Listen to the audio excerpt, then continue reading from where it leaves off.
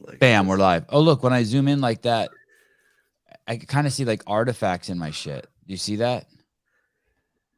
artifacts? Like digital artifacts. Like it looks like it's like struggling to hold my shit together.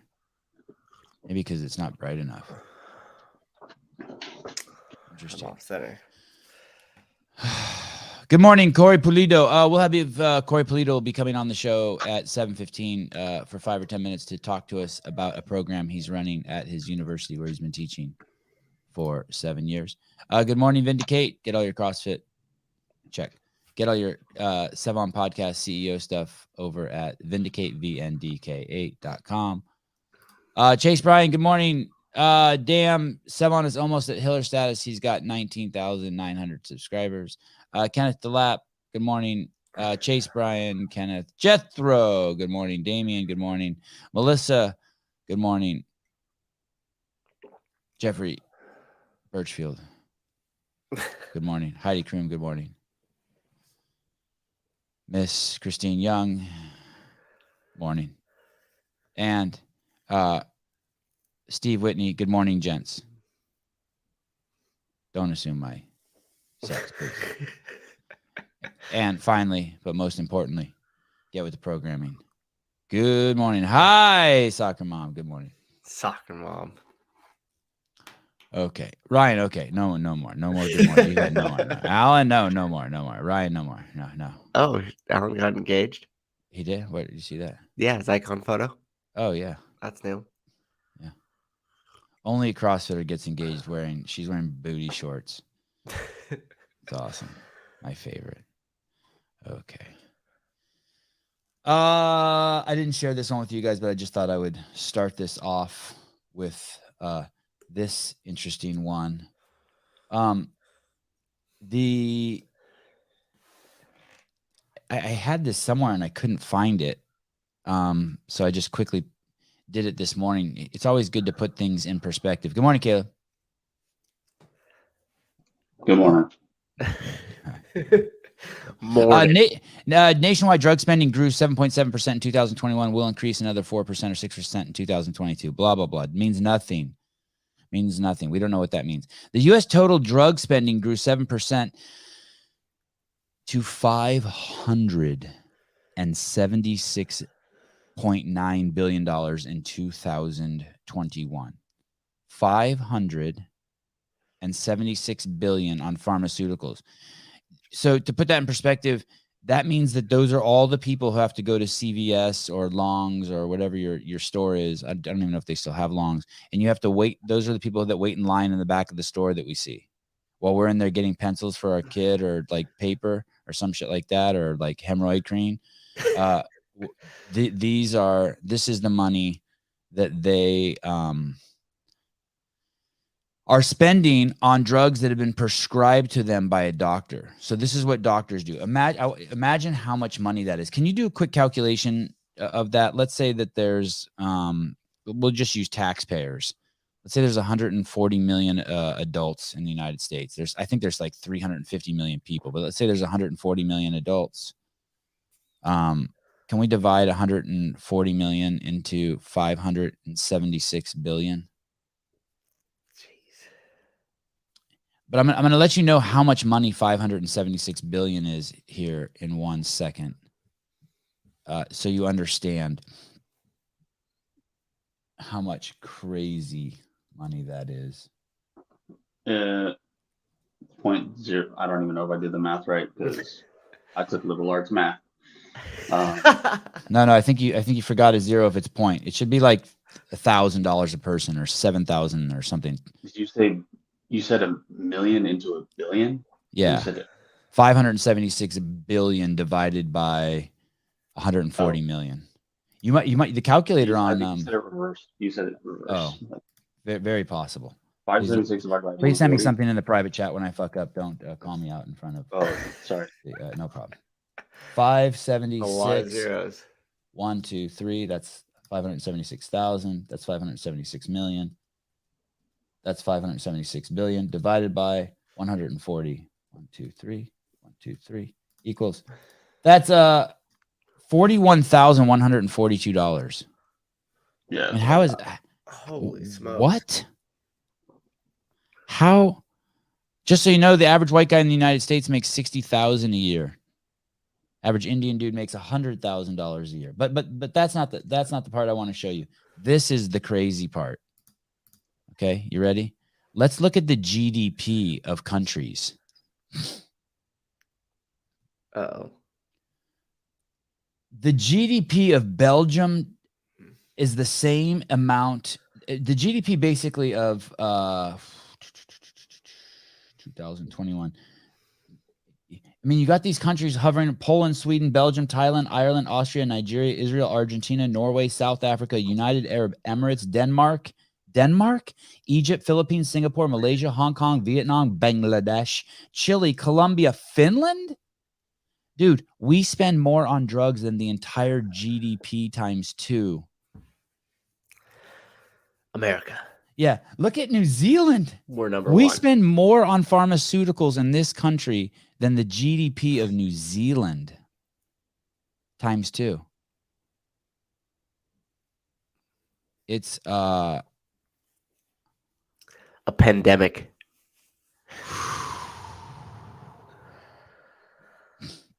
That's crazy. If you have not seen the 5 buckets of death, Google that video. It's a video that Greg Glassman made just prior to leaving, selling, and walking off into the sunset. And it will explain to you what's going on here. Heidi Kroom, America. We're the only country that allows pharmaceuticals to advertise on TV too, right? Or just in general?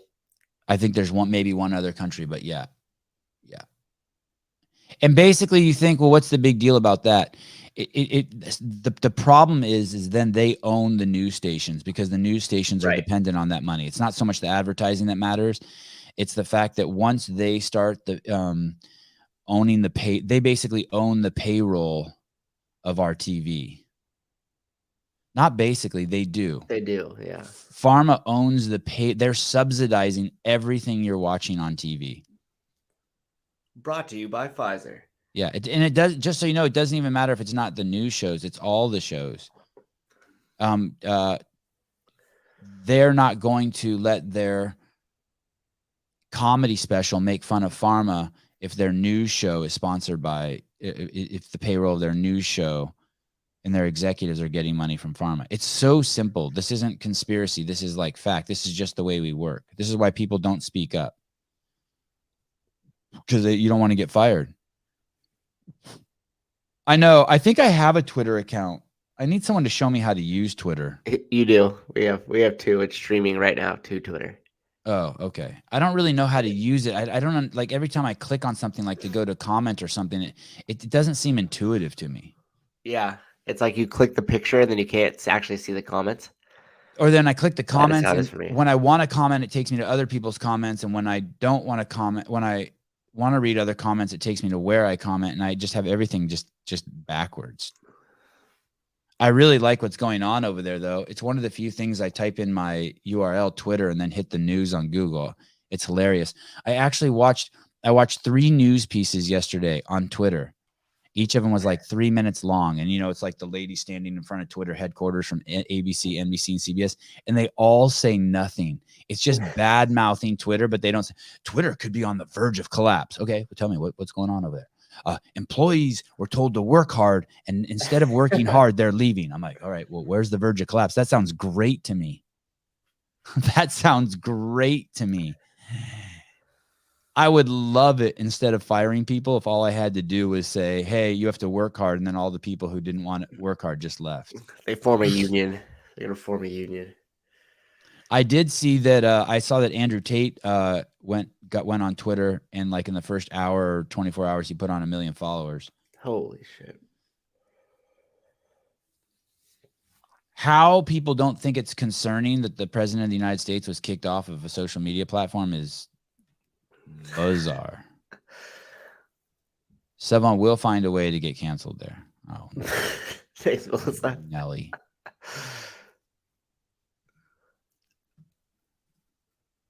This, I was thinking, I was talking with Susie yesterday. Not a lot, like only 5 or 6 hours on the phone. And I was like, dude, we tackle every subject that you've been told not to tackle. We tackle every fucking subject. We're like flies to just like those subjects.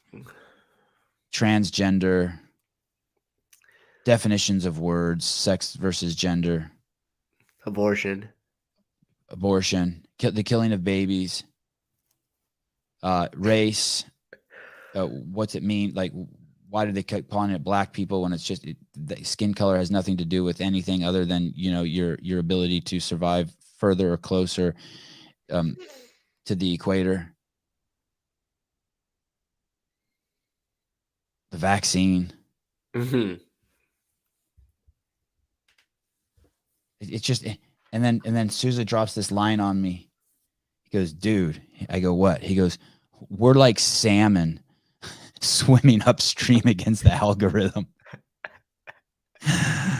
A tear came from my eye. I was laughing so hard. It's the truth.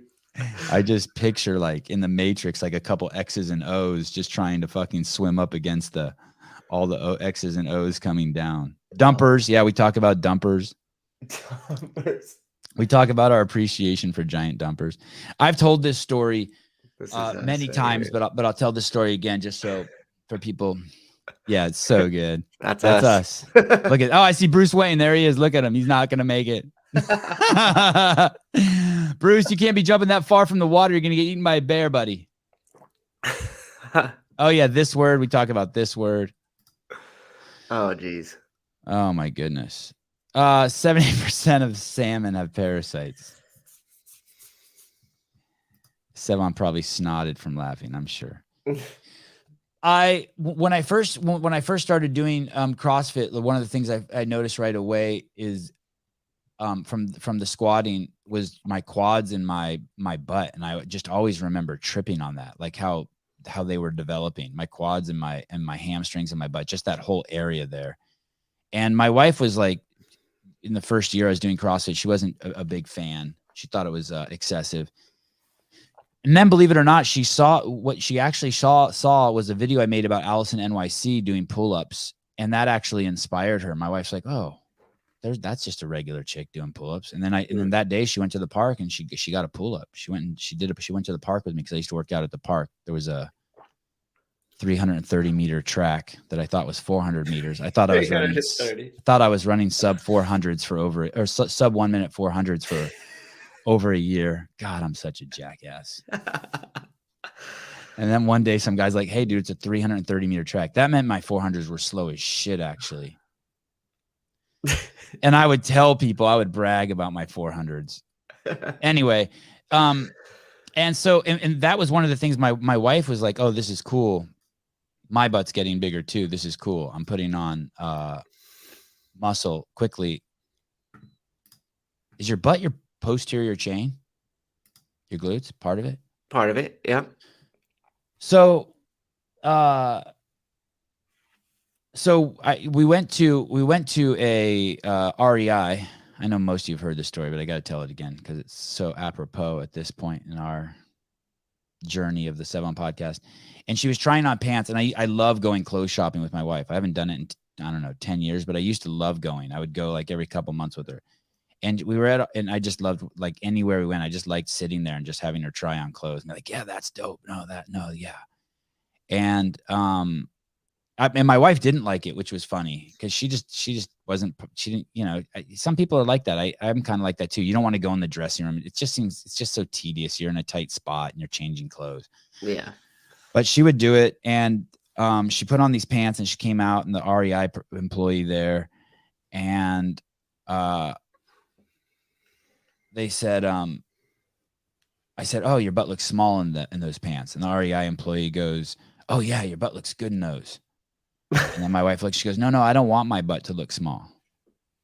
And at that point I was like, oh, that was cool. You know what I mean? Like, they don't get it. And then the other time was I was at Tony Budding's wedding, and it was a sleepover wedding, I think in Guerneville. It was a 2-day sleepover in Guerneville, California, on the river. Sleepover. Yeah, it was basically they had these huts, and you could sleep in them. I had a motorhome at the time. Damn. So there were like 300 people there who stayed overnight. You know who was there was at the time was the CEO of Disney, Michael Eisner, and Greg. Him and Greg sat. Bob Eisner? Was it Bob Eisner? Whoever the CEO of Disney was, and he was sitting right next to. Actually, maybe he had just stepped down. Maybe he just. Anyway, he was sitting next to Greg, and it was a trip. I kept waiting to eavesdrop on one of their conversations, but I never heard it. I wasn't really close with Greg at that point. Anyway, so there was volleyball there one afternoon, and that was where I saw Nicole Carroll split her pants and her shirt. Oh yeah, I told that story. That's a great story. Yeah, that was Michael Eisner. Okay, soccer mom. Okay, good. Yeah, soccer mom's got it. I'm wrong. Okay, and so everyone's playing soccer, and my wife's sitting on my lap, and I go, "Man, your butt's getting big." And next to me was in our community, very famous female seminar staff member. And she was just sitting there. And about 3 minutes after I said it, you could tell it had pissed her off. She's like, "Do you think that that's okay to talk about women like that?" And she fucking flipped out. She was ahead of her time. And my wife, who is very, very shy is not the word.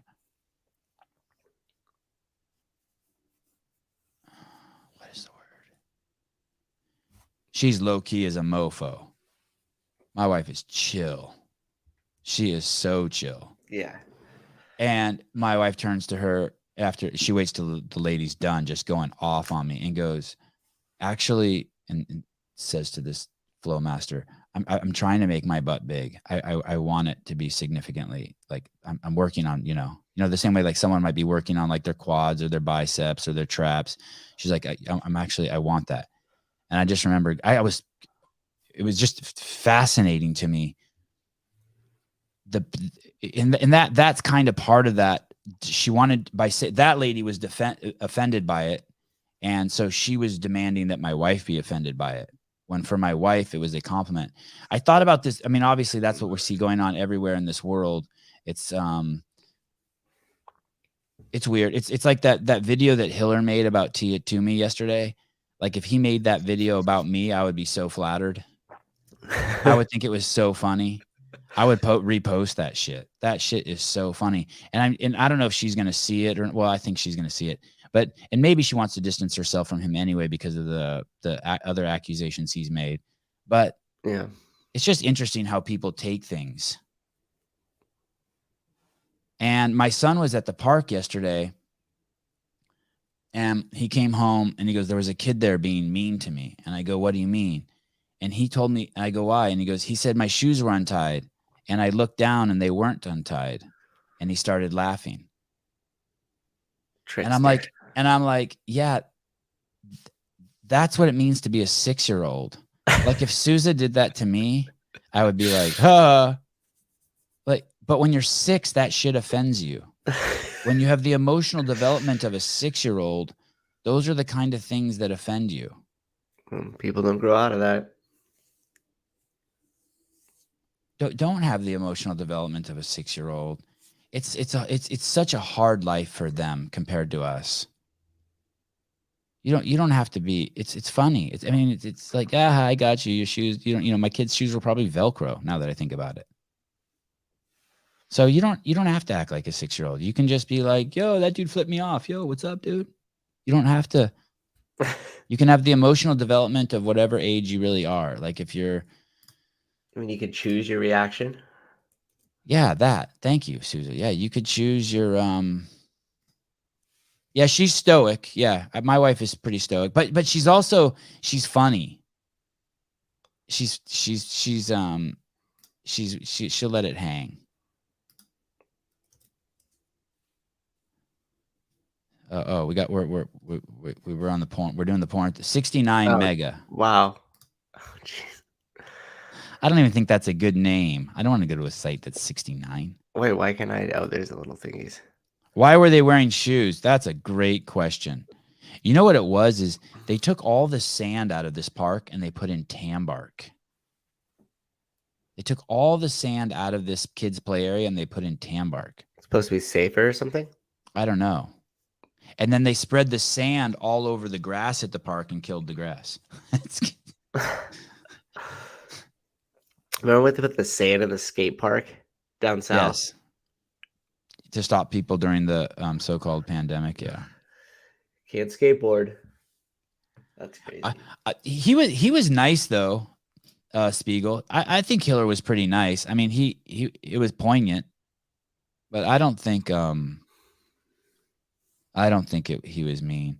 I didn't watch the fights I did watch the fights last night, but I watched them after they had already been shown. I did watch Jack. The only fight I watched live, and I watched it from my phone because I was at one of my kids' birthday party at the park. I did watch the Jack Della Magdalena fight. I did try to get him on before the fight. He might be getting too big time. I think he'll come on after.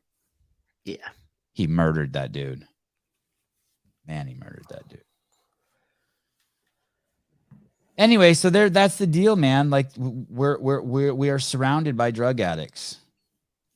It's a massive. That's where we're at. We're just 576 billion.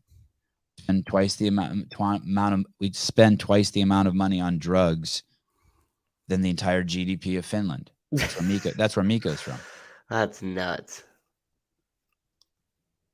6.6 million people have died from COVID. That's 0.08% of the population. 0.08% of the global population. The average age of death, 83 years old. 21 million people have either been injured or killed from the vaccine under the age of 50, according to VAERS. 21 million? 21 million. Now think about that for a second. VAERS is probably underreported by times 10. So it could be as high as 210 million, which sounds like a much more plausible number to me. There's 3.5 times the amount of injuries and death from the vaccine than there are deaths from COVID when the average age is 83. Process that shit. That's crazy. Wow. Nuts. And on that note, hi, Corey. What's up, brother? How are you? Thanks for coming on. Yeah, man, what'd I jump into?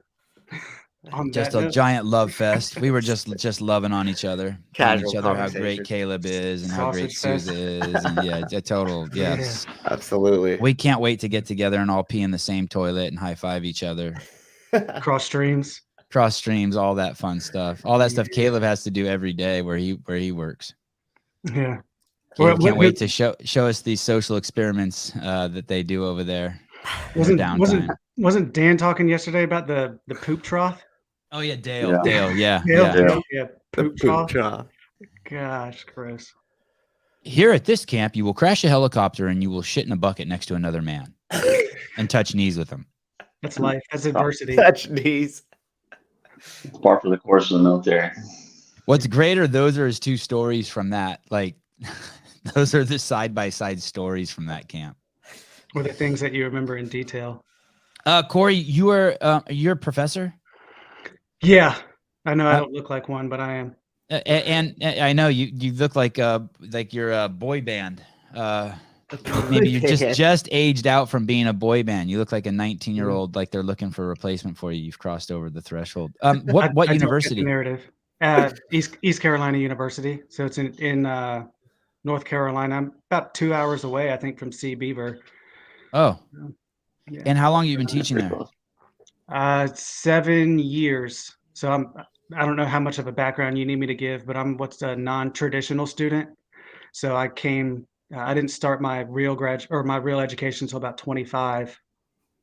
Graduated with my master's, and then I started teaching immediately after I was unemployed for about a year. They called me back, and I started teaching entrepreneurship.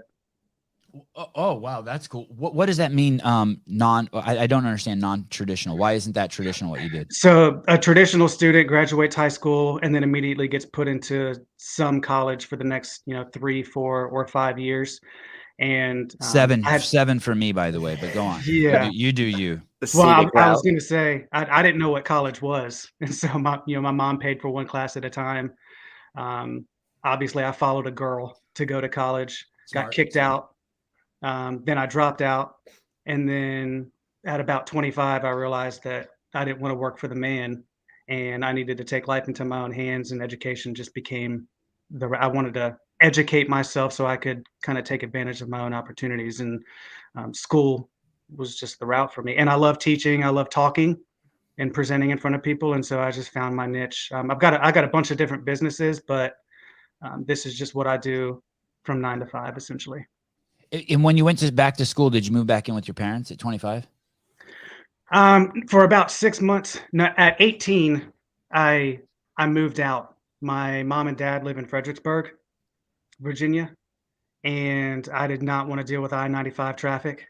And so I lived with them for about 6 months. And I said, screw this, and came back to North Carolina, got my own place. And when I came back to start my education, I lived with my father-in-law for about 6 months until I could buy my own place. And at 18, I became an entrepreneur and started rental property. And Oh, so, wow. and so, yeah, I did live with him for a little while, but essentially I've been kind of on my own.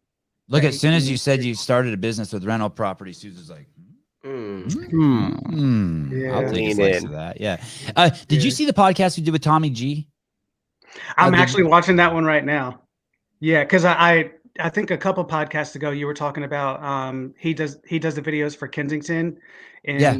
Philly, and like I go down spirals on YouTube. They keep sending me those on YouTube for some reason, Yeah. and so I didn't know that he does those type of videos. So I backtracked, and I'm actually about 30 minutes into the one with Tommy G. So at the end, we get into he has him and one of the guys from his jiu-jitsu gym have like I want to say like 23 rental properties in Milwaukee. Yeah. And I still text with them, and he was talking to me about the 2% rule, and I had heard about the 1% rule, and I thought it was bullshit. And he does the 2% rule, meaning you buy a place for $100,000 only if it can get $2,000 a month rent. Yeah. And they got 23 properties like that. I'm like, kid, you are killing it. You're a beast. Yeah, I don't have that many yet. I'm actually getting my real estate license in a couple months because I've got one foot out the door from teaching. I want to start my own thing, build my own property management company. But we just got into Airbnbs, and that's kind of like the 4% rule. Wow. We're making a whole bunch of money with Airbnbs. Wow. You'll be hearing from Sousa. Yeah. I'm not joking. Yeah. Go on. No, I was just gonna say, I do have a very non-traditional path to where I am right now. Drugs, alcohol, partying, getting kicked out, just learning lessons the freaking hard way all along. And that's also why I like teaching, showing them that you can make all these mistakes, but you can still be super and uber successful and have multiple businesses and define your own path of success. And then you just basically it's a reallocation of energy, right? Yeah. The energy you put into drinking and drugs and partying or whatever, you're like, somehow something clicks, and you don't see the long game for that's not as good as entrepreneurship. Yeah, I mean, if you were to see me, I actually had a friend from high school pass away a little while ago, and if they were to see me now, a complete 180 degree of the person that I was in high school. It's just none of those things add value. I messaged you or DM'd you one time, and I was telling you for about 2 years now, I've been sober. I don't drink. I don't do drugs. I just am constantly looking for things that I need to remove out of my life that just don't add value. That is the secret, to remove shit. So many people want to add shit. The secret is to remove shit. Good morning, Allison. Good morning, DJ Reed. Good morning, Bruce Wayne. Were you weren't in the military, were you? My dad was in the military for 30 years. Oh, So that's why we felt inclined, and I'm always looking for ways to support. And so, we put together a package for Sea Beaver, and then my parents obviously put together something else. That was you. That's Yeah. dope. Me. Thank you very much. It's gone a long way. Everybody's just everything. All those protein chips were eaten within a week. I figured I'll try to do something again next semester. All good. Yeah, I'm feeling fine. You've done enough already. Thank you very much. You're the God, real hero. I hope Caleb's not there next semester. He's done his time in the equity experiment. Okay, so you go to the school, and is the school you're going to now, the school you teach at now, is that where you attended? Is that where you were a student? Yeah, I didn't know of any other colleges. I Right. didn't know any others were out there. My father-in-law actually teaches at the same college that I teach at now. And so, him being a very smart individual, he was like, "Why don't you come apply at ECU and see if you can get in?" And so they take the lowest, and I got accepted to ECU. But again, I got kicked out. Then I dropped out. But eventually, after I got my master's and completed my degree, um, I didn't know what I wanted to do, but I knew small business something. I had worked at Lowe's for 13 years, putting my way through school, and I actually had an internship for The a small hardware company. store, the it's like Home Depot, that Lowe's. Yes, What did you do there? everything. I Yeah. started. I started Nighttime doing- stocking, cash register, I've all done of it it. all. Yeah, I started with pine straw and outside lawn and garden, and after the 90-day That's the best trial department period, anyway. That the outside, yeah. the nursery is the only good part of. Well, I shouldn't say it. Those stores are so fun. After 90 days, they let everybody go but me, and I immediately got brought into that. Is that because you department. worked your ass off and never said Yeah. no? Yeah. Yeah, I just I Boy, lived we got right a shift behind. to fill. Can you fill it? Yeah, Yeah. I'll be there in 10 minutes. Give me 10 minutes.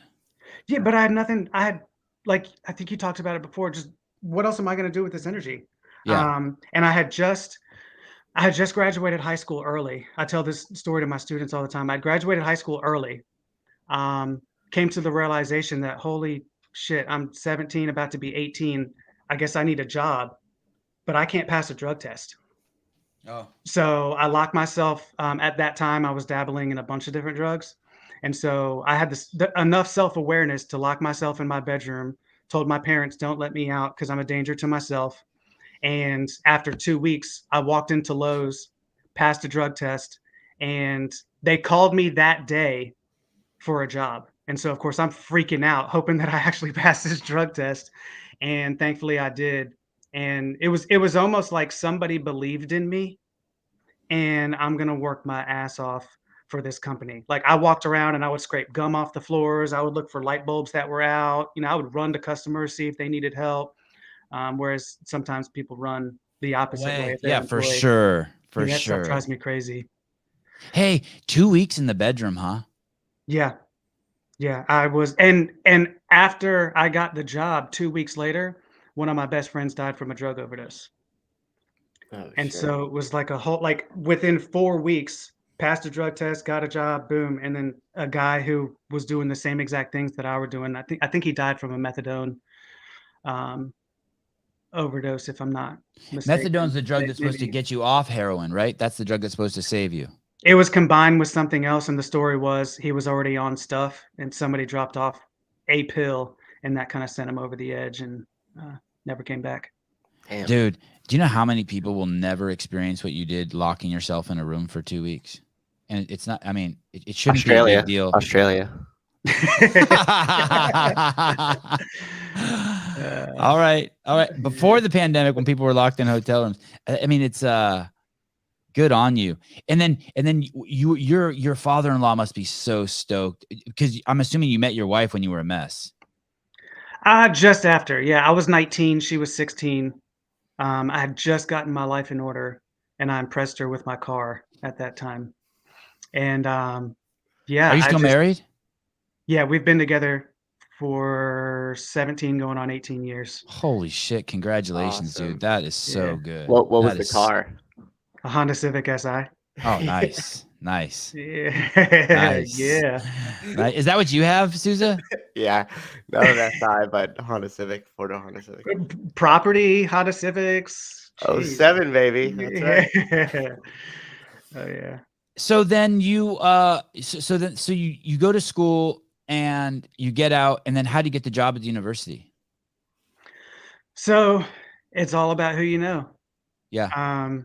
And I was, at that point, I was 25, surrounded by a bunch of 21, 20, 19-year-olds. So in my eyes, they had no idea what they were missing. You're paying for college and you want to skip class and not show up.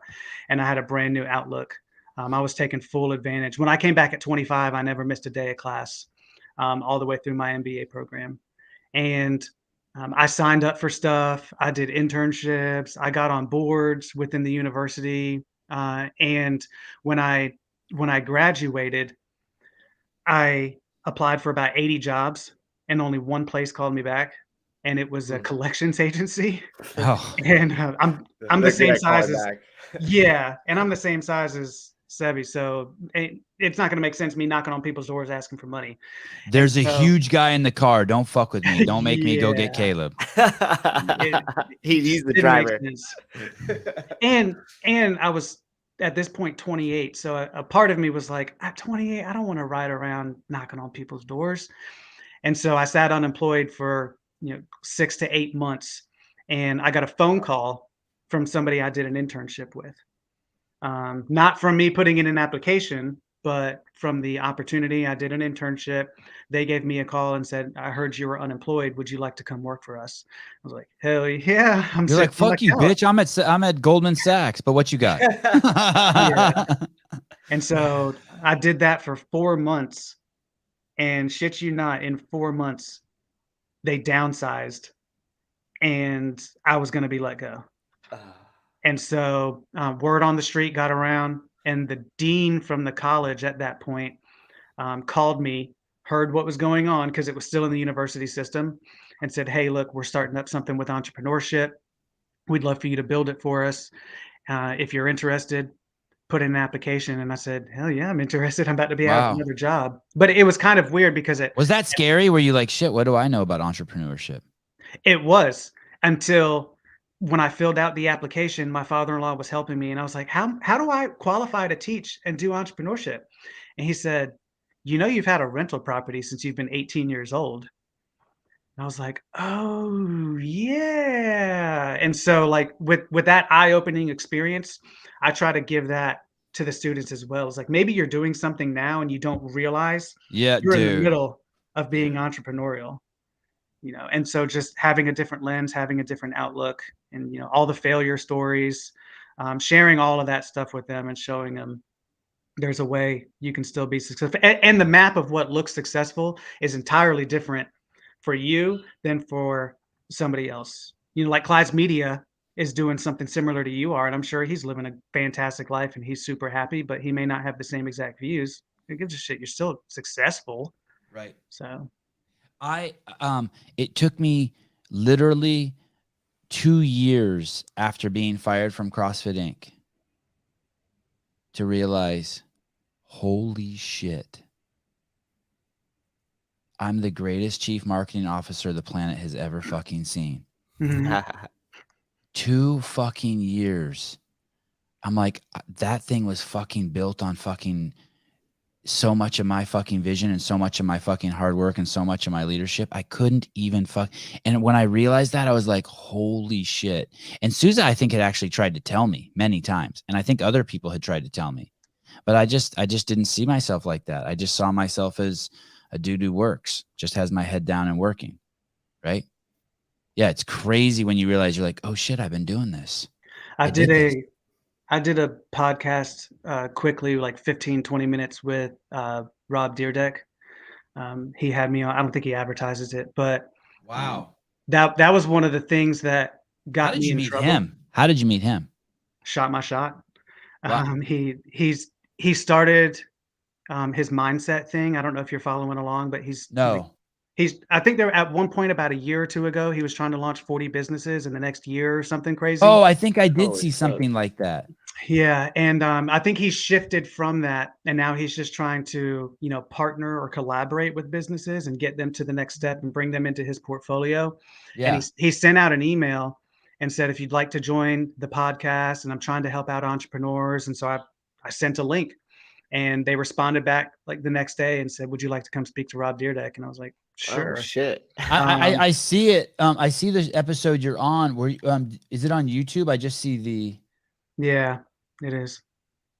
And Wow, dude, you're a beast. but I talked to him, and going back to what you were saying, that was one of the things that I still find myself in, is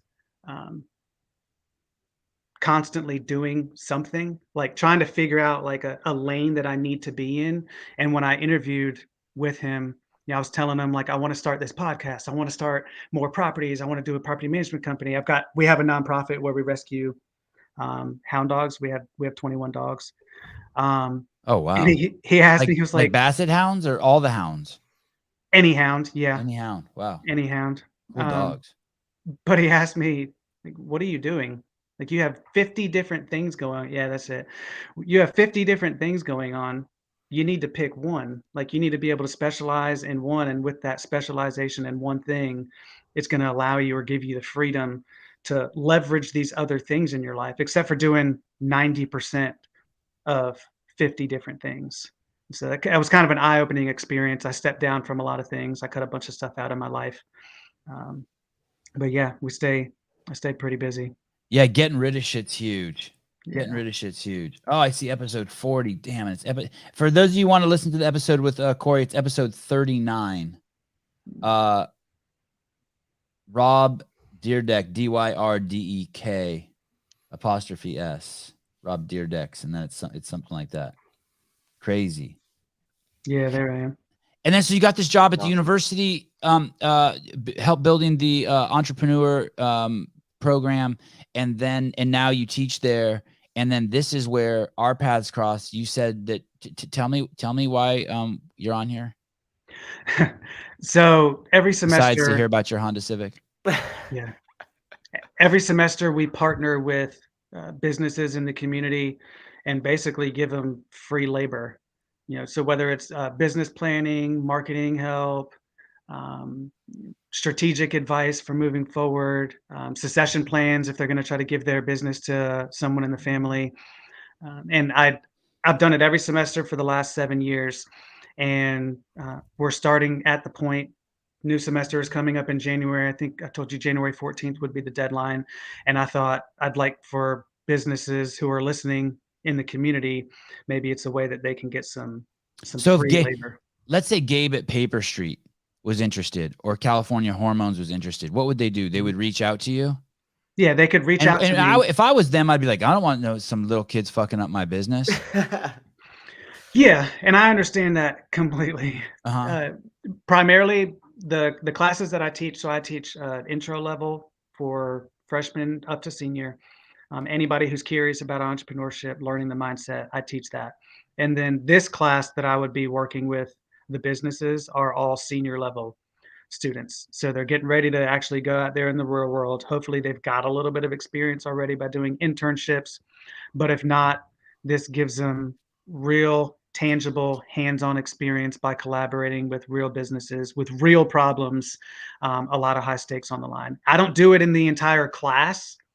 I pick one team in each class. So I bring the heavy hitters. I pair one team specifically who I know have already been through the program. They have what it takes. And so I pick the top students in that class to partner and collaborate with these businesses. Could this podcast apply? Yeah, absolutely. Perfect. There you go. Wow. Wow. And how do people get in contact with you? How do you how do you enter your business into the, well, I put because I guess I was supposed to, but I put my Instagram down there. So if they want to reach out, they can connect with me on there. But obviously I have a legitimate ECU email address. We can get you connected in there. And then once the semester starts, my GA and I will collaborate with the owners. And then once the team is actually formulated, the team and the business owner would be working together collaboratively. And usually on average, when you finish up the semester, depending on what you need, there's a 40 to 50 to 60 page document that you can now carry along with you, whether it's marketing advice, a business plan. I've had my businesses go through it. So it just depends and varies. Sevan is all about free labor. And maybe I need to hear from people who aren't, the younger the people, the better. For those of you who are listening, it's at Corey, CoreyPulido. Corey Pulido, just like it sounds. Am I pronouncing your last name right? Yes. Yeah. What a fantastic program. Maybe if someone in the community does, Corey, I'll be in touch. Oh shit, that didn't take long. Okay, brother. Well, thank you. Please stay in touch. This could be a fun story just to follow. Have some of the students on and follow along. I love narratives, and this sounds like it could be a cool ass narrative. Absolutely, I will. Hey, thanks for being adding value to planet Earth, dude. You're doing it. Yeah. Thanks for interviewing me. I didn't expect. Yeah, I never expected either. I'm like, oh shit, where am I going? I only need 5 minutes. Yeah. All right, dude. Take care. Be in touch. Thank you for always being a great supporter of the podcast. I really appreciate it. Yeah. Absolutely. Thank you, Corey. Thank you. Thank you. All right, brother. Have a good one. Bye. Bye. He sent me some coffee a while back. That could be a whole show. Oh with yeah, him. he sent us some coffee too. Yeah, that's good, dude. And also, too, if you're not willing to scrape gum or clean bathrooms, entrepreneurship is not for you. Right. Like, you got to do it all. Hey, if you're not willing to scrape gum off the floor, life isn't for you. Yeah, that reminds me of like one of my wife's friends, and she was like, "Oh, I'm working at this small boutique." Like, she wanted to own her own boutique, and she was like, and she's making me sweep the front patio and put away the chairs. I went to college. And I'm like, so the fuck what? Get out there and sweep the patio and put away chairs. That's where it starts. If you think you're above that That's job, amazing, isn't it? yeah. Like, what do you think you're gonna be doing? What if you found out that having a clean bathroom was the key to the success of your coffee shop? But when you opened the coffee shop, you were disgusted by that and you weren't willing to clean the bathrooms. People are nuts, man. Yeah. People are truly nuts. It's like entitlement. And a lot of people think it's going to be different than what it is. And I just actually spoke with somebody who's considering like purchasing an existing affiliate. First thing I said too is if you're not willing to dedicate 24 months to doing everything and working potentially every single shift, then it's not for you, because there will be a grind period, and it's roughly between 2 to 3 years, in some cases 5, where you just have to do everything. And if you're not willing to buckle down and just commit to it and do it, you won't. Like, owning your own business isn't for you. Yeah, the hey, it's Christmas or it's my birthday, that shit don't fly. No, it don't matter. Yeah. You got to show up. No one takes the trash out for me. I went to college too, damn it. Chase Bryan, wear all the hats. Yeah. Number on that note, let's go to number 247. I saw this. This guy was a guest on the podcast. It's CrossFit TYL. And I just thought this was an interesting post he made. It's a post of a picture of a shitload of kids, and then the next post is a shitload of families together. And I just want to read this to you. Did you know that over 1/3 of our members come in with at least one family member? Spouses, siblings, parent, child, grandparent, children, we have them all. Having that intentional hour together multiple times a week, not in front of a screen, but pushing each other and celebrating reaching goals, not only strengthens health, but relationships. Hey, that's no joke, dude. Every single business, the first thing they'll tell you is when they open a CrossFit gym in their business is they can't believe how it's changed the relationships between all the employees. They cannot believe it. For the next 30 days, not only will you receive half off on fundamental classes, how we get you ready with beginner-friendly workouts and teaching basic lift movements, you will each receive a $100 gift card when you sign up for a 3-month membership with a family member or friend. I thought this guy was going out of business. After we had him on, I spoke to him, and I thought he got evicted from that spot. Yeah, I thought that's what. There's obviously more to the story. When they fired me at CrossFit, I wouldn't say it was the hardest 2 weeks I've ever worked at CrossFit, because I always worked hard, but they gave me 2-week notice and I still just grinded. Mm-hmm. Were you nervous before you got fired? Like when you started to see all the changes happen, did you like feel something was going to happen? I asked them, imagine this. Imagine being the executive director. Well, first of all, it was 2 years of just disaster prior to being sold. Mm-hmm. Because of just the mass firings and just there was so much idiocy being done. I mean, we shut down Facebook and Instagram with no other ability to communicate. Then they fired the entire media team. It was the idiot factory. It was so bad. And then and not only that, we made too many changes too fast. Then we pivoted to showing, Rich Froning doing heavy grace on the front end to a guy picking up water bottles just overnight. I mean, there was no there was no pacing. There was no sequencing.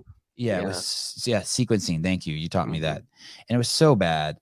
But I was the most senior member there by far on the media team when they came in. I knew more about the business than anyone who probably worked there. Anyone who probably worked there, probably more than Dave and Nicole, just because of my proximity to Greg. And they never, in all these meetings I would be in, I was just completely ignored, which was okay. But that's what that started. And so I started calling, that was Andrew Weinstein at the time, the guy who was kind of holding these meetings, and he would let people talk who and say shit that in other meetings I'd never heard talk in like years, and started empowering people that I'm like, this person has no credentials. And then I started seeing it go downhill quickly, and the conversations were all fluff. Mm-hmm. Yep. Like we would be in 2-hour meetings and nothing would be done. Where I would hold meetings that were 15 minutes long, we would accomplish thousands of times more. Yeah, I hate the and meetings. And so I would ask him and David Woods, the guy who helped negotiate the sale with CrossFit. I would ask them probably weekly, "Am I going to get fired?" And they kept reassuring me, "No." Yeah, of course. No, like, well, I'm this powerhouse. I can do anything. I can take the trash out better than anyone, and I can run this department better than anyone. I'll do either. Tell me what you want me to do. And I couldn't get any response. So I just started working my ass off doing what I thought should be done, which is creating content.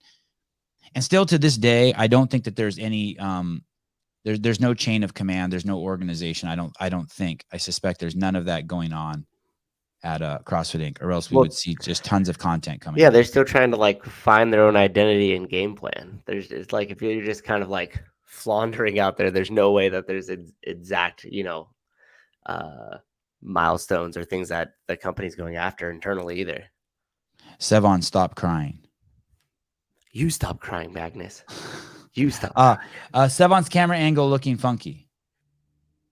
I just put a camera over my monitor. Does it look funky? Like, what do you mean? No, it looks good now. The first one was a little tight. Now you're good. All right. He's just not used to it. He'll get used to it. Sevan, probably because we're too expensive. No. No. But I appreciate that. I am too expensive. Hey, does Weinstein even work for the company anymore? Do you have disdain for Eric Rose? If you saw him on the street, how would you react? Oh, I've seen him on the street. What's disdain mean? Like, do I hate him? Yeah. I mean, like harbor feelings towards him. No. I don't even think he was in charge. I don't harbor feelings towards him. But I have opinions on his character and his leadership ability and shit. The feeling that someone and something is unworthy of one's consideration. Oh, yeah. Sorry, you're right. I do have disdain for him. Disdain is the feeling that someone or something is unworthy of one's consideration for. I have zero respect for him. I don't really play the respect game. I don't really disrespect people or respect people. I don't actually kind of see the world like that. It's not a metric. Because I got so far in this on planet Earth by people disrespecting me or what other people would consider disrespecting me. And I fucking just plowed through it. So I see sort of as disrespect as an avenue of getting everything I want. So I don't, but I worked with a lot of military guys where that shit is really important to them. And in the end, it becomes their Achilles heel. Achilles heel, Achilles tendon, Achilles. It becomes their Achilles. It's a scary. I think it's a scary metric to work with, to demand from other people, because you have no control over it. Yeah, that's what I say. You have no control. And so you disrespected me. Dog, yeah, you're so vulnerable. Yeah, you're so vulnerable. How many people think you got shot over disrespect? One just now, probably somewhere, as we said. Yeah, it's like crazy. Hey, does Weinstein still work for CrossFit? I haven't really heard much about that guy or from him. Or the story I heard was this, and I don't know if this is true, but this is the story I heard. And this is he comes from a lobbying background, and this is basically how all of Big Pharma works. The FDA works. This is how all these people work. I heard that he brought in a lobbying PR firm for CrossFit Inc. Mm-hmm. had CrossFit Inc. sign a big fat contract with him. But now he works over there. Ah, okay. And CrossFit still has the contract with. I know. It's crazy. It's so weird. CrossFit is so authentic and real. The fact that as soon as I heard it needed a PR firm, I was just tripping. I was like, God, like, it's so weird. It's the opposite of all the business lessons that Greg taught us. Hey, do you think people inside CrossFit know that just by simply existing in the fitness and like health space that they are controversial by nature? Just like based off the methodology and the product that it sells, it's controversial. It's swimming upstream.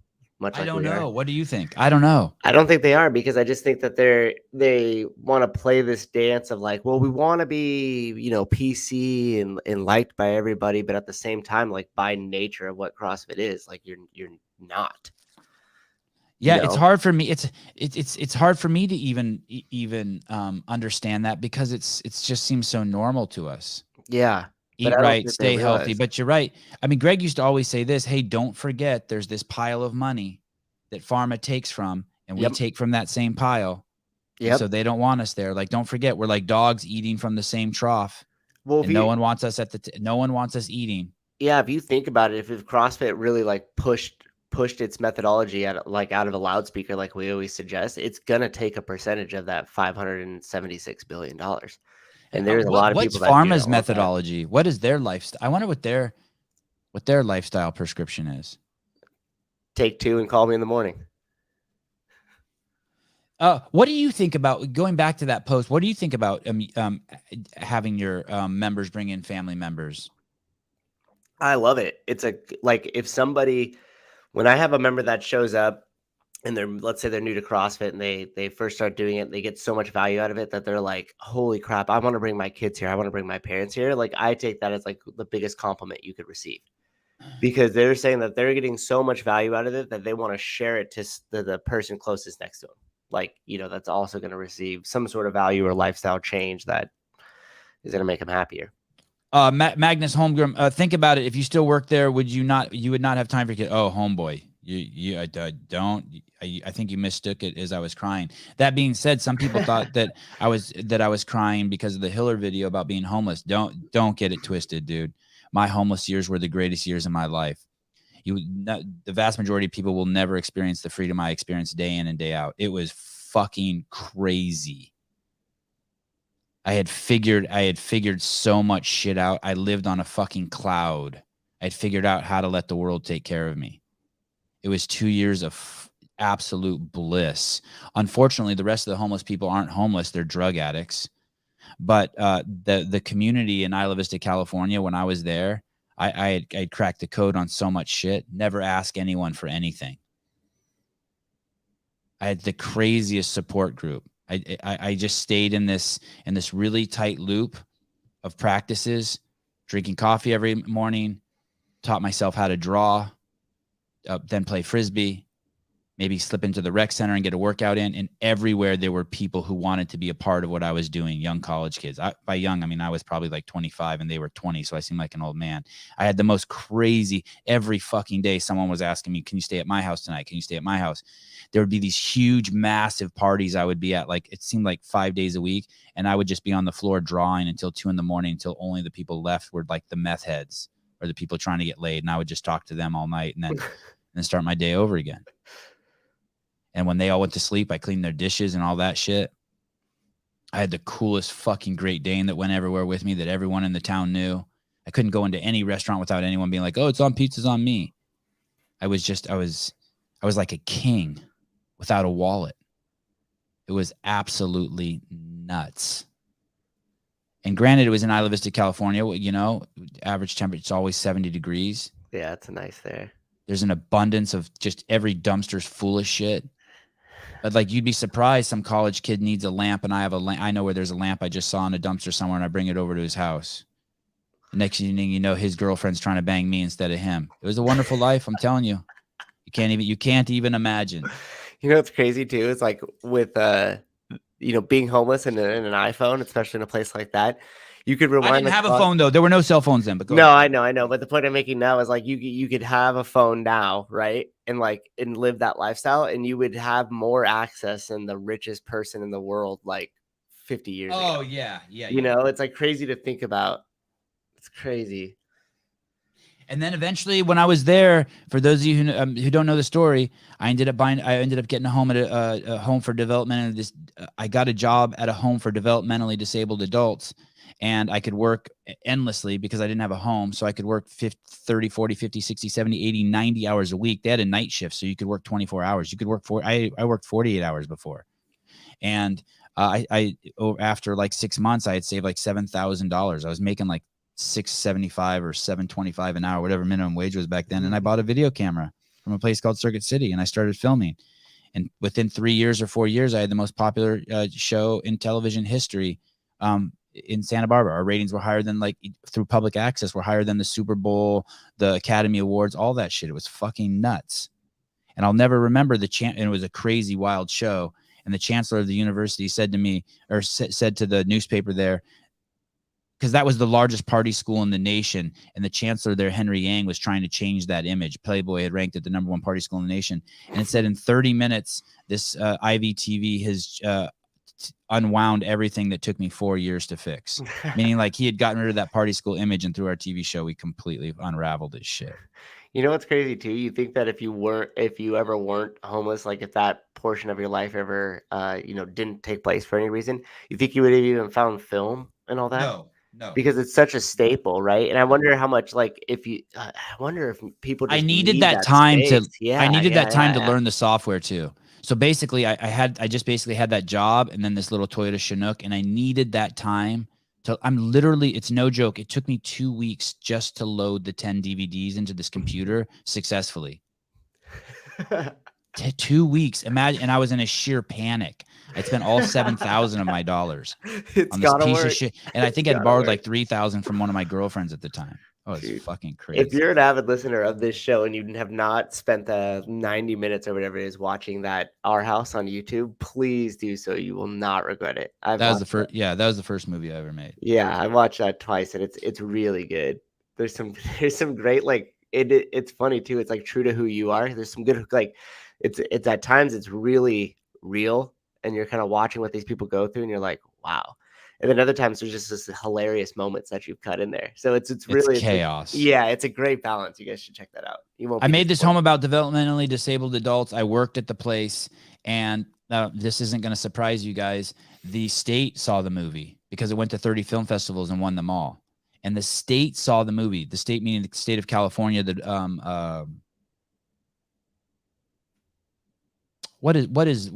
a department there that takes care of disabled people. Like there's Child Protective Services, there's CPS. I can't remember what it is, but the head of that saw the movie, and they came to try to shut the house down. They said the movie was so inappropriate and a bad representation of disabled adults. And they tried to come and shut the house down. And the parents of those adults who lived there came to my defense and were like, whether it's positive or a negative representation doesn't mean anything. It's so truthful. This is exactly what it's like. Yeah. Yeah. I was pretty, Our House. Yep. Yeah. God, my first. Is it still on YouTube? Yeah. Or yeah, I think that's the only place it is. If you type in Our House and Sevan Matosian, it'll pop up. You can't just put in Our House. You got to throw his full name in there too, and it usually works. Yeah, it was good. I don't even know how it stumbled upon. It popped up in my algorithm like years back, and I was like, oh, I'm gonna check this out. Just kind of like tongue in cheek, wanted to see it, and I was sucked into it. I was sitting there like an hour later. I was like, yeah, I'm watching this whole entire thing right now. I'm not leaving the screen. I was at a film festival, and I was trying to get some guy to come see it, and I was handing out cards, and I handed the card, and he looked at the description of the movie. He goes, I'd rather blow my brains out than see this. He's missing out. He's missing out. Crazy. That's so funny. Movie is now canceled. The movie's canceled. Okay. I think we can go through these fast now. We're an hour and 5 minutes in. Sorry, I took you down a 248 Pharma. I just love the old stories. Well, thank you. Do you have a lot of? Do you think that's what do you think the statistic is at your gym? What percentage of your gym members also have family members there? It's pretty big. Yeah, it is. Yeah, and if it's not a family member, it's like a friend that shared it and brought another person in and stuff. And what you said in the commercial is so true when you were like, if there's a teacher, because we have a couple teachers, we have a couple nurses, and they're the people that want to like excel. They're in the day-to-day grind, but they also are able to like zoom out and see it from the 30,000 foot view. So they're active in making things better at their school. They're critically looking at, why are we teaching these kids this and that? And why don't we have this in PE? And why aren't we talking about nutrition? And why do we serve these kids just this crap food? And how does that affect their mental state? And yeah, we're going to try to balance this out with drugs, but we've never addressed the nutrition in the schools. And so you really get those people that are like, looking at it from all different angles and wanting some sort of progress there. And so you're absolutely true. If you got a teacher in your CrossFit gym, they're probably the best teacher at the school. I can't think of a single metric that would be more important to me right off the top of my head of something I'd want someone to do than being a CrossFitter. So, okay, we have 100 candidates here to join the Air Force, but I can only ask you guys one question. Which of you does CrossFit? 10 guys raise their hand. You 10 in. The rest of you, get the fuck out of here. Okay, I need to send my kid to a skateboarding instructor. Which one of you CrossFits? Oh, you? Okay, you're in. I need someone to a doctor to check out my eczema. Which one of you I mean, I'm not saying it's perfect by no means, but if I could only ask one question I can't think of any. I'm looking for a plumber. Which one of you CrossFits? Okay, you. Yeah. The rest of you get the fuck out of here. I mean, it's just. Oh, sorry, Kenneth. The Air Force doesn't care about fitness. The PT test is but in honesty, I like that. I'm glad you said that because it's not even the fitness component. Like, I don't care if you're a fat CrossFitter. I don't care if like you're not a good CrossFitter. It's the fact that that I know that you're spending an hour trying to make yourself better every day. Yeah, and I don't think most people I just know that. I know that's a quality that you want in every position. Oh, this person is trying to work on themselves. Yeah, I have a member. I mean, look at Corey. He worked at Lowe's. And and look at his description of working at Lowe's. Mm-hmm. And he's also obviously it's the guy who's not afraid. The truth is CrossFitters are probably looking for the hardest piece of gum to scrape off. Yeah, it's like a workout. You're training like for time. And they're into metrics. He probably had a pad of paper, 756 piece of gum I've scraped off in my 2 years here. I mean, we're fucking obsessed. Yeah. I have a piece of paper on my desk of how many flies I've killed. No shit. No shit. And what's the number? When were you going to tell us this? Serial killer status, Caleb. Serial killer status. Well, I wanted to build it up and I had like enough to like make it mean something, I guess. That's fair. So I think right now I'm at like 30 something. I've killed like 30 something flies. Either like with my hands or like we have like a little salt gun that we kill them with. You do have the salt gun. Yeah, not the high powered one, but the other one, like the cheap one. Yeah. Hey, you can't even get the high powered one in California. You know that? Of course you Seriously? Can. No, you cannot because a friend of mine was going to buy it for me, and he's like, "Hey, I can't. I'm going to have to send it to my house here in Arizona, and then when you come over, you can get it." Oh my gosh! Caller, good morning. Good morning. How are you guys doing today? We're having fun. Just wanted a quick question. I watched the Broken Science seminar that Glassman put out.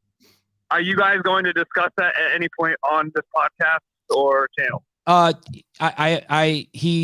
Greg called me a couple days ago and said he's coming on very soon. Now, he said that to me before, but he has another podcast he's about to do, and he said, I want to go on yours first. And I told him, just so you guys know, I'm like, hey, it doesn't like it's nice of you, but do whatever you want. Like, I won't be a butthurt if you don't come on to mine. I will be butthurt. But he's like, no, he said, I'll be butthurt. He said, I really want to come on first. So I'm like, okay, so he should be on any day. That's not true. Not any day. He should be on sometime in December. So I'd like to wait until then, but what are your thoughts on it? Do you want to talk about it? I listened to it. I probably need to listen to it again. I know he put out a couple videos. I think I have to listen to the first one, but I know a couple months ago or maybe last year, you had talked about the idea of science and you have to be able to replicate it and all those sort of things. And so I remember that listening to it, I was like, okay, you must have been hanging out with Glassman. hearing him talk about it. Only every day. Only every day. Only hours every day. It makes total sense, and I'm just really excited because whether you like Greg or don't like Greg, you have to appreciate for what his contributions are. I'm a huge history person, and at the end of the day, you don't have to agree with someone on every aspect to appreciate their contributions to society. And then also, it's ignorant when someone will talk down to Greg or about Greg and his, whatever. But then also use his methodology to make their life better or to make their communities better and things like that. So it's like you're stepping. I forget the phrase. There's something about the ladder. You're cutting down the branch that you're sitting on. And so I think that I like that. I approve of that. Thank you. You're talking my language. Good visual. Yeah. So I just wanted to call and see about that because I know that that's something that's super fascinating, and I'm just curious. I don't know if Glassman will ever go on Rogan, but I think that would be fascinating as well. Hey, I don't know if it would be fascinating, but I agree that it would be. He deserves that platform. What's crazy is I challenge anyone to actually find anything he did. It's always it's so if you I was looking at these comments of these videos that Scott Schweitzer from the Clydesdale Media made and Andrew Hiller and some of the videos we've put up, and everyone who says something bad about me or says something bad about Greg or says something bad about just name whoever, they never tell you what they'll write out a paragraph about how I'm a misogynist, homophobic, transphobic. They write out, but I'm like, hey, can you just give me one example? Can you just tell me what I did so that you can be a little vulnerable and I can see your analysis of what you think so that maybe I could change it? Can you not call me name? Can you be like, hey, Sevan, you're mean to ants? And I'd be like, well, what do you mean? Well, but it's how you drive. You drive so close to the center line and ants live on the center line. Oh shit, I didn't know that. Okay, I'll avoid the center line. Why do they walk on the center line? Because it's yellow there. And it's not as hot on the ground, so the ants and the insects live on the center line. And I'd be like, oh shit, thank you. Instead, it's just I'm a fucking insect killer nonstop. Yeah. I just need a little fucking help, or you're a fucking complete idiot and you're projecting onto me something that's not true. I agree, and I think that idea. I've been wrestling with how to say it lately, but I think most people don't actually have ideas; they just have emotion. And I think when you are so emotionally, I know whenever you talk about abortion, most people, it's just an emotional issue. So once you can get past that emotion and actually dive into the facts about certain things, but to get to that point, that's why protest, social media, it's just all meant to inflame passions and emotions, not get to ideas. So I think when you can actually separates the two parties too, dude. Do you think that's what separates the two parties? And that the Republicans are like, but wait a second, it's actually not a clump of cells and at the 15th week mark, and it becomes so emotional for people on the left that they refuse to even acknowledge that. They're like, fuck you, my body. You think that's what separates? I do think that some degree what separates it. I do think that I heard the other day on somewhere they said 7% on each side. Oh, Jonathan Haidt. If you haven't read the book, it's called The Coddling of the American Mind. He had a Rogan podcast. Incredible book. He's a college professor, basically all about how this past generation, 2011 on, that generation has been coddled so that they have safe spaces and this and that.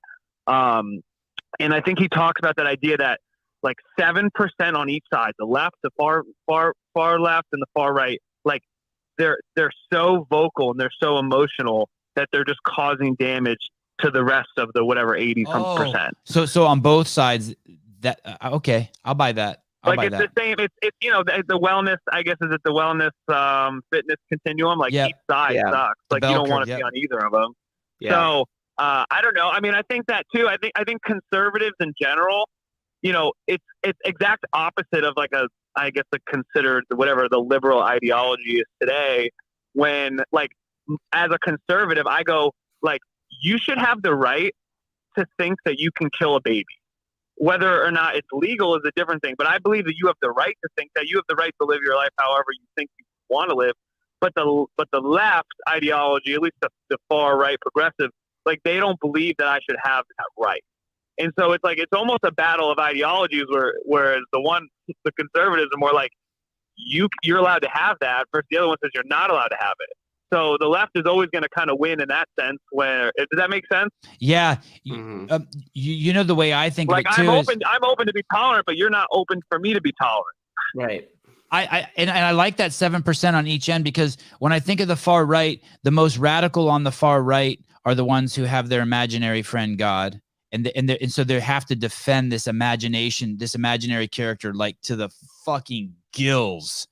And on the far left, this radical fucking super violent fascist 7% on the left, they want to defend their imaginary fucking world of like gender and being offended and conflating reality with their thoughts. Like they're just a complete fucking mess. Well, when you say the 7% on the left, Guy, I guess can you expound on that? What you call the progressive left, but the main point of what I'm saying is on those are people who are most vigorously defending their imagination, which is the crazy part. They're so violent and vigorous about defending that they're willing to hurt other people for it, even though there's nothing there. It's just their imagination. It's their imaginary friend God and their imaginary friend non-binary, they, him, with all that shit.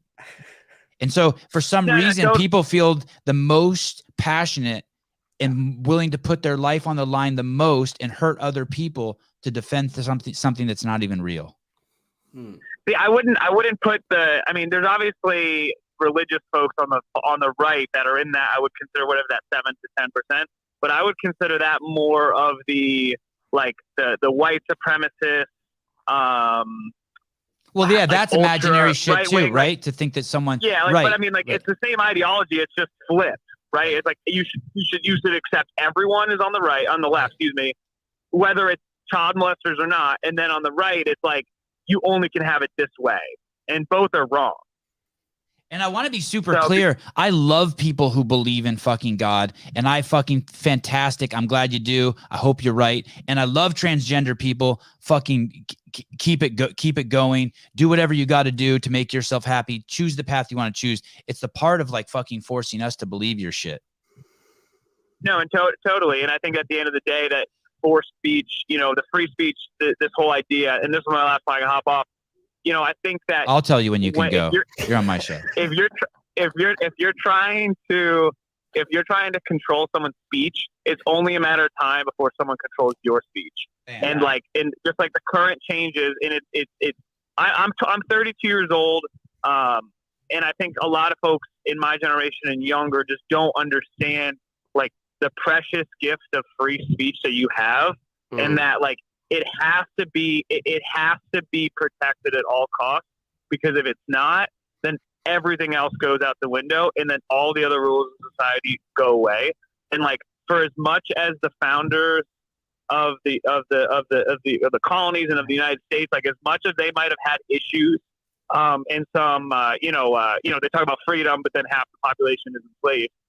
It's self-correcting. Like they created a system where things could self-correct like no other else on planet Earth. And no, it's not a perfect system, and there never will be a perfect system, but it is the most perfect system that we have. And if you use it in a moral and upright, if you have I forget who said it, but it said the Constitution only works if you have a moral and upright population. And so in America, though, if you have folks that follow the rules and do what the Constitution says and abide by some sense of morality, and I know that's a vague word too, but in the general American sense, like it works. Are you Justin Medeiros? I'm not Justin Medeiros. No, I'm not. Okay. I am a CrossFitter though. So that I'm trying to be the best version of myself. We can tell by your logic thinking. Thank you for calling.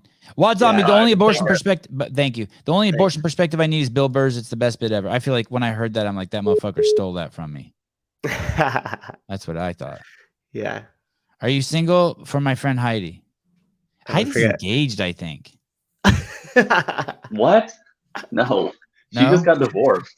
Oh. No. She's engaged now to Austin in the comments. Sevan, what would it take for you to believe in God? The second I stop knowing God, I'll start believing God. Sevan thinks he is God. Oh shit! Am I shadow banned? I'm too much of a coward to be shadow banned, as Sevan would say. Mike the Sauce. He does sound like him. Yeah, I wouldn't have ever even noticed that unless someone said it. If I thought I was God, I would have noticed that. Well, there, take that.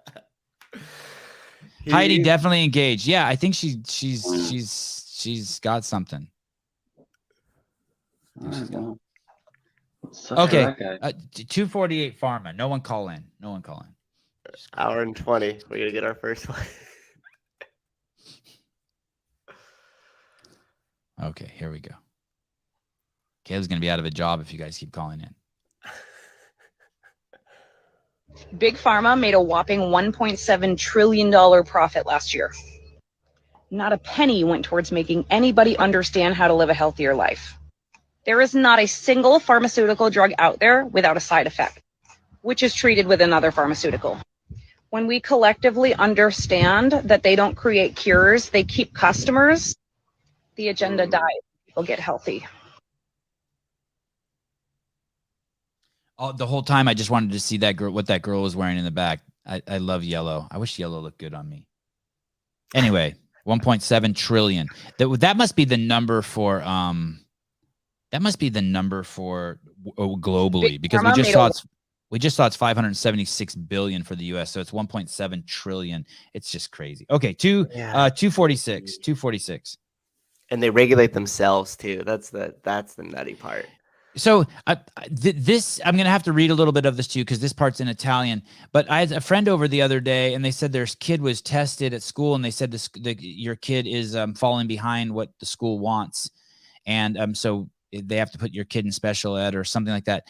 And she was explaining this to me. She said the school tests your kid, and if your kid doesn't jump through their hoops, it's your kid's fault. The school never reflects on the fact that the school may be bad. And I was just like, holy fuck, why didn't I ever think of that? Yeah, I went through so many tests for like ADHD when I was younger, and then they like quasi tried to diagnose me to it. And my dad was like, "You're only trying to diagnose him so we could now get him on a prescription. He's not going to take a prescription whether the diagnosis comes out like positive for ADHD or not." Why is it the fucking kid's fault if you're failing as a school, as a place for kids to succeed and flourish? Like, at least meet us 50% of the way. Dude, I was in every single like remedial class you could do. Like, I used to like, people would be like, "What's your schedule like for your classes?" And I would just like make shit up because I didn't want them to know that I was in like basic math again for like the third time. Holy shit. Math for liberal arts majors. Hey, did you have to ride the little bus, Souza? No, because I had a skateboard. Worse. There's the big bus, there's the yellow bus. Yeah, there's the kids on skateboard. Hey, and guess what? I got all money. I got more money than them teachers now. Hey, you know what's cool about that too? There's this lady who comes from the state to check on my kids every 20 days, like to make sure they're up to because they're homeschooled, and that's how we get money from the Gestapo. And her kid is like a hardcore skateboarder, and she said her kid has crazy ADHD. And I was just talking to myself about that the other day. They're like, "What do you think the profile is for kids who skateboard?" I go, "Kids who are use skateboarding to keep them so focused, because it's life or death always on a skateboard. It's always the concrete's coming straight fucking up at you, and they're all super crazy smart." It's basically where really smart kids who use skateboarding to facilitate focus. Like, it's not the stoner, violent, bad kids. That's just like... That's a state, yeah. Yeah. Do you think that the kids skateboarding that you hung out with were pretty fucking smart kids? It was like 50-50. Like one of them like has his pilot's license and was like, just crazy motivated. And there was a few of them that were just kind of like, burnouts, but they didn't skate. Like, you could always tell by the level in which they progressed in skateboarding. So there was a few of the skateboarders that were like, they were like hardcore. They were super focused on just continuously progressing. They skated in competitions. They had sponsors and stuff like that. And then there was the ones that just kind of like putted around on a skateboard because it gave them an identity. Because that shit is hard. Yeah, and it's hard it's like hard on your body. It's hard mentally. Like, yeah, it's so much failure. It's so much failure. I wish I had one of my old skate videos to show you guys. I think people would get a kick out of that. You know who was it? Nigel Hall or Nigel Houston? Yeah, the guy. He has like the Nike kid. Yeah, he's been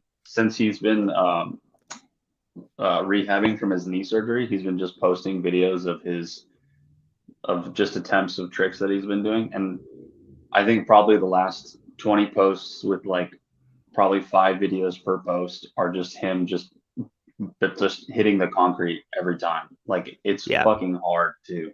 Like I don't know how people do it, and they're just getting slammed every time he tries to jump over some stairs.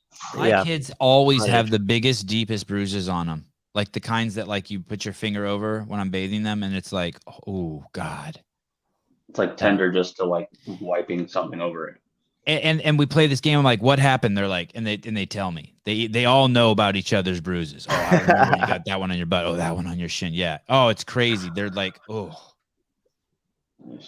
that's the weirdest thing about having. That's one of the weird things about having kids is they've just always have bruises all over them. And like if you're as an adult, you're like, if I had one of those this year, I'd be like, holy shit, I can't do that again. They're completely covered in bruises. So this is the Italian. I don't know what I think about this, but I think it's a fascinating idea. This is the Italian prime minister who everyone hated and said was like a fascist and all this shit. But she sounds pretty dope. Italian prime minister. I don't know how you pronounce her name. Giorgia Meloni. Georgia. Sure. Yeah. The solution is not to. The solution is not to take Africans and bring them to Europe. The solution is to free Africa from certain Europeans who exploit it. I'm like, wow, that's what made me think of the school thing. Stop blaming the fucking kids. How about you look at the school a little bit? And she's saying like, why are we bringing all these people here? How about help them unfuck their own country? I don't know if I agree with it, but it's important to think out of the box. Okay, here we go. Che lavora in una miniera d'oro in Burkina Faso. This is a child who works in a gold mine. Burkina Faso è una delle nazioni più povere del mondo. In one of the poorest countries in the world, Burkina Faso. And she's holding up this picture of this little black kid. In return, they demand that 50% of everything that Burkina Faso exports ends up in the coffers of the French treasury. The gold mine that this child goes down a tunnel to extract. The gold that this child goes down mostly ends up in the coffers of the French state. So the solution is not to take the Africans and bring them to Europe. Oh, she's getting passionate. And allow these people to live off of what they have. She's basically saying steal from Burkina Faso. So basically she's saying France goes over there, props up a mine, I guess builds the infrastructure to dig out gold, pays 50% of the payment goes to the people who work there and 50% comes to France. I bet you it's more like 90-10. Probably the same for Apple products in China. Right. So God, can you believe Fox, that company that builds the iPhone has 1 million employees? Get your head wrapped around that. 1 million. What's their HR department? I bet you they don't have an HR department. Yeah, it's the net. It's the net and bars outside the windows of the factories. That's the HR department. 1 million employees. I think CrossFit Inc. probably has 200. That's probably too many. 245. This woman has a size 16 foot, and she's 6 feet 9 inches tall. This is the largest foot on a woman on planet Earth that's that we know about. Oh, really? I can't. Oh, okay. Sorry, Caleb. Sorry, Caleb. Regarding your cookie choice, Maybe you don't need to see her foot. I just thought she's 3 inches shorter than the tallest woman alive. Tallest woman alive is 7 feet tall. She was in some country like that. I couldn't even say the name of it. Yeah, look at these feet. Size 16. And oh no, I think she's size 16 in men. Sorry. She's size 16 in men and size 18 in women. Wait, we can't see her feet. Ah, there's those beautiful things. What the hell? Hey, and that's just bad media. They should have put like a Coke can or something next to it. Yeah, you know I need a reference. I need something to reference here. Or like have me stand next to her feet. Or like my feet next to her feet. I'm a size 8. A fucking 8. Oh yeah, go. Oh, what? Go. That's like a picture of her in school. Yes, as a kid. What are they lighting? Multiple candles? Let's see. Can you see her feet in that picture? Looks No. like for Yeah. like for Christmas or whatever. Oh, that's her all the way on the right as a little kid. Yeah. Anyway, let me see if I can read the name of the country where the 7-foot woman is from. I wonder if these toe spacers fit her too. Oh, you got toe spacers. Wow. Yeah. Look at you. Venezuela. Toe spacers. Easy. Okay, forget it. Anyway, that's size size 16 in men and a size 18 in. Anyway, fine. Okay. This one. I don't know what to say. I don't know how this is real. 244. They're suggesting that the people in Canada who refuse the vaccine need a psych evaluation and should get on psych meds. The government is suggesting that. Who's in charge here? Okay, listen closely to this. How is this true? I mean, there is a definite assault against the unvaccinated. And you've talked about how even they recommend, perhaps psychiatric medication or something for people that don't want to take a vaccine. So this has come out recently out of the College of Physicians and Surgeons of Ontario. Pause. Sent College of Physicians and Surgeons out of Ontario. Action. Letter or a memo to all the doctors in Ontario suggesting to them, now so far they're not mandating it, they're just suggesting it, that any of their unvaccinated patients, that they should consider that they have a mental problem and that they should be put on psychiatric medication. So far, it's just a suggestion, but the College of Physicians and Surgeons of Ontario should not be making these kinds of suggestions. This is extremely unethical, and this is a very, very slippery slope. If they're suggesting that people who wish to have bodily autonomy and don't want an experimental vaccine, that there may be something mentally wrong with them, that is a very, very dangerous, slippery slope that we're on. Oh, man. Okay, I want to just read this to you again so you guys understand. The College of Physicians and Surgeons in Ontario, Canada, has sent a letter to all doctors in Ontario recommending that they consider putting all of their unvaccinated clients on psychiatric meds. Oh my God. You will comply.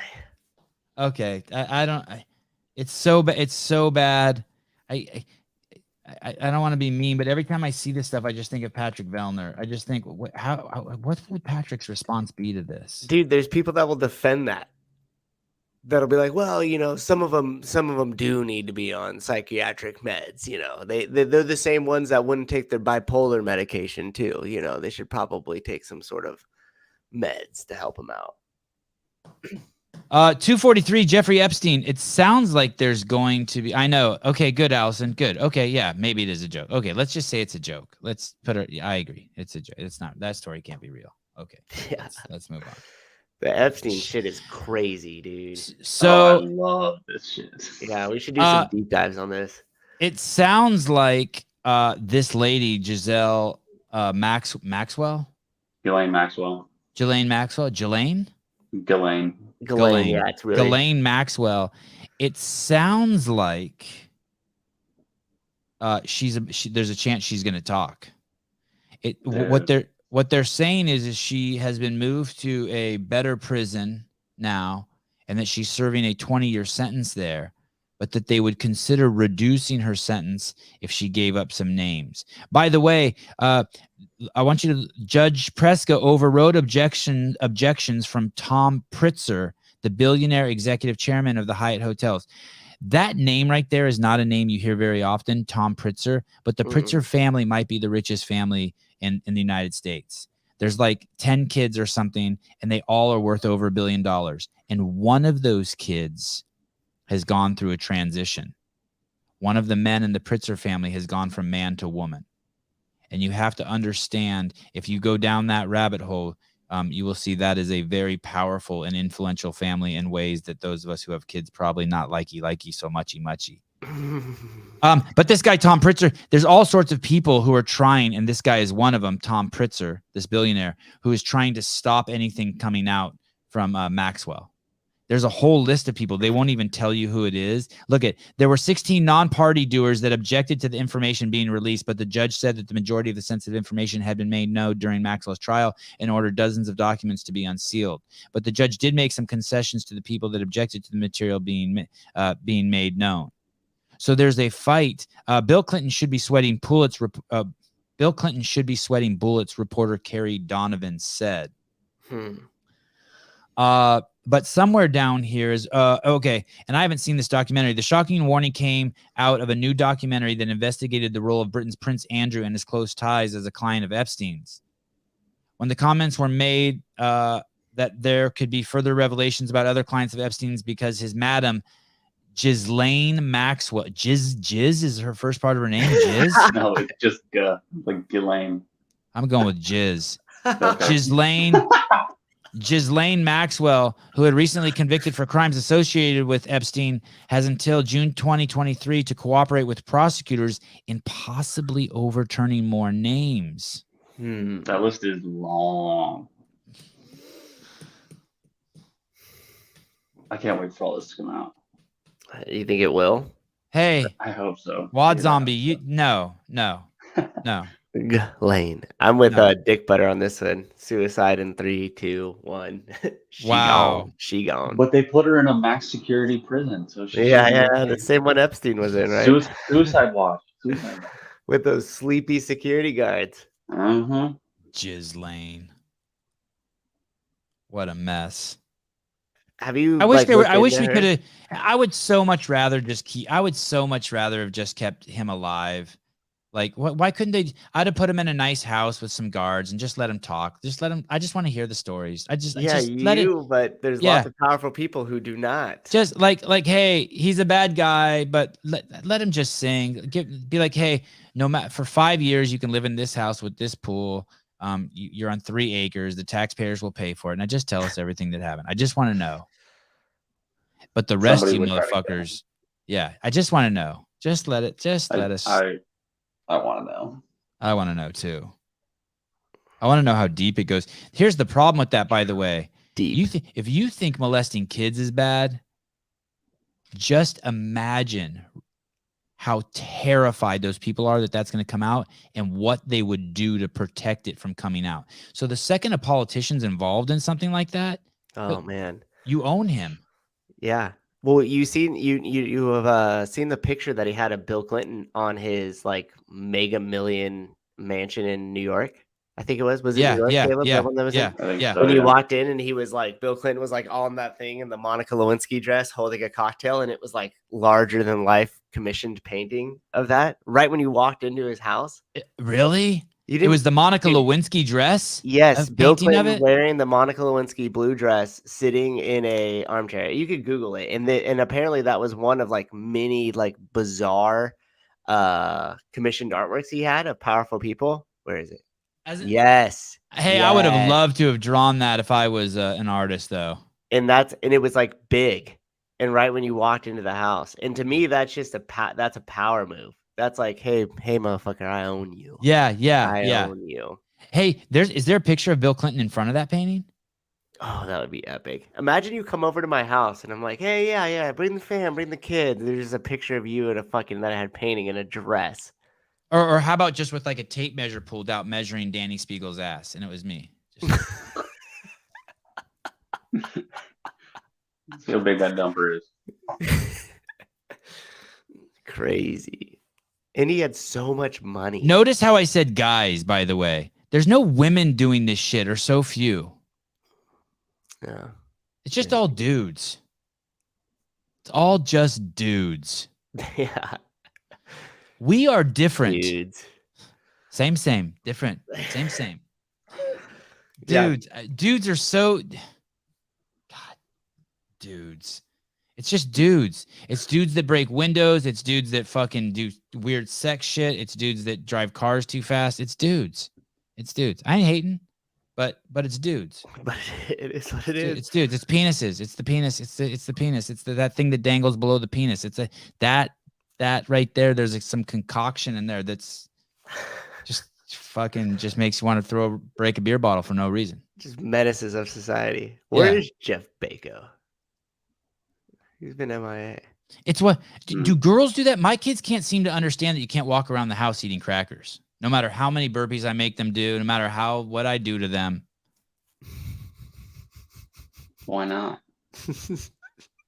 Can you just dude, you're eating that and it's spilling on the ground. Oh, sorry. Who's going to clean that up? I don't know. Well, you're going to clean it up now, but why wouldn't you just eat it over the counter and then you don't have to spend 5 minutes cleaning it up? It's like, fucking dude. But I just know it's dudes because I'm the same way. I'd be exactly the same way. Or I'm like, hey, can you come sit down before you take a bite of that cracker? He starts eating it while he's walking over to the table. Fucking knucklehead. Crumbs, bro. I have 3 dudes I live with who just like, hey, there's nothing better. Any group of men on the planet would love to have a BB gun and a row of bottles. At any time, 24 hours a day. You could just wake us up and we'd be more than happy to just do that for an hour. Or just rocks. Yeah, whatever. Just a line of bottles and some shit to target. I mean, we'd be happy as a clam. That's true. Oh, but that glass is breaking on a kid's playground. Don't worry about it. Yeah, it's fine. Fix that later. Okay, 242 lifestyle choice. Oh my God, we're at 1 hour and 40. My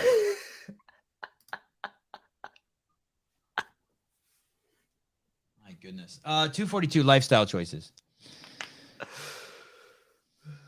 This is in 1993. The New England Journal of Medicine came out with a very well-researched report stating that 70% of our diseases are lifestyle related, and that 8 of the 9 leading causes of death here in America are lifestyle related. That's 89%. Now, I find it interesting in a way that when these people die of any one of these 8 out of 9 leading causes of death, they don't say cause of death lifestyle related, do they? Keep in mind, this is 27 years ago, folks. If they knew 27 years ago that most of us are dying from lifestyle related choices, why aren't they teaching that to our so-called experts? And then why do they say cause of death cancer, cause of death heart disease? Why don't they say cause of death eating the wrong food? In America, the standard American diet. Very sad indeed. In 1993, COVID killed nobody.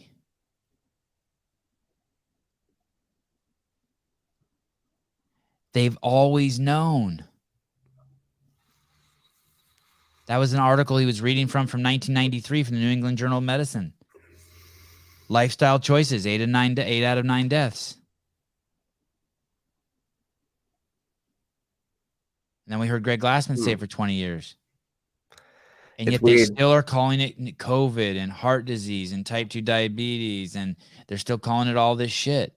And the reason why they're calling it all that shit is so that they can make drugs to fix that shit. Yeah, that's what I was saying. Institutions are built off it. Yeah.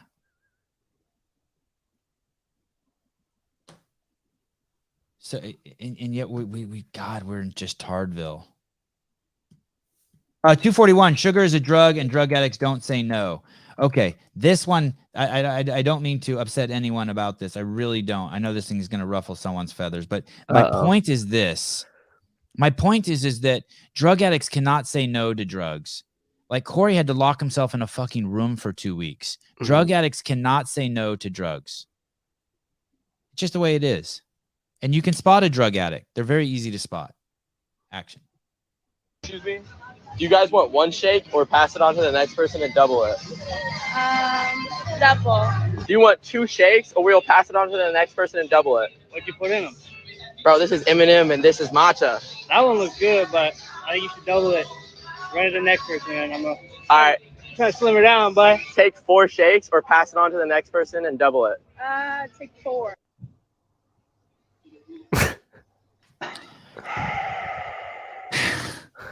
Excuse me? So Oh shit. the third young lady's a drug addict. And just like you see a homeless person sitting in the corner, fucking just like convulsing and shit, super skinny, you know they're addicted to heroin. You see their needles around them. You see the obese lady walk up and you know she's a drug addict. You just know they're a drug addict. But once again, no one wants to call it what it is. And man, sugar is so powerful. And you see, if you really want to see the power of it too, watch kids around it. It is absolutely, once you hone in and start watching that, it's amazing. Crazy video, right? Mm-hmm. I don't think I could even like drink one whole one. Like, how do you get to the point where you're able to eat or drink 4 of those? Ugh. I had when I was younger, I used to drink probably once a week one of the a venti caramel frappuccino, and I would tell them extra syrup.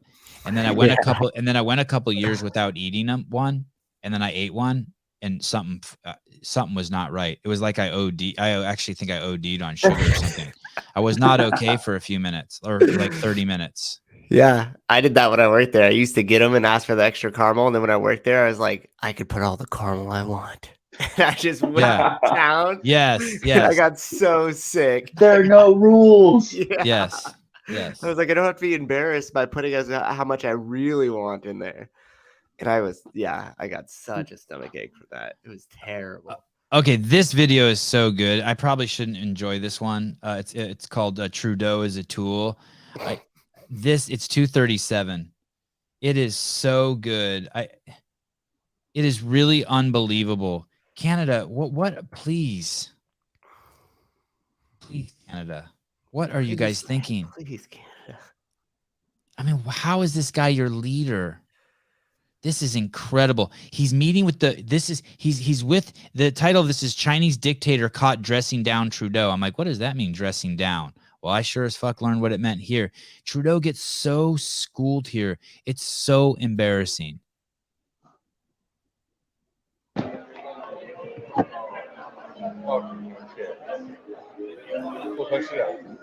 Everything we discussed is leaked to the paper. That's not appropriate.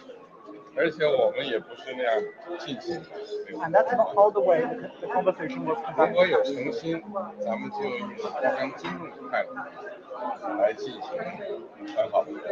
If there is sincerity on your part, free and open and frank dialogue, and that is what we will continue to have. We will continue to look to work constructively together, but there will be things we will disagree on. And you will have Let's create the conditions first.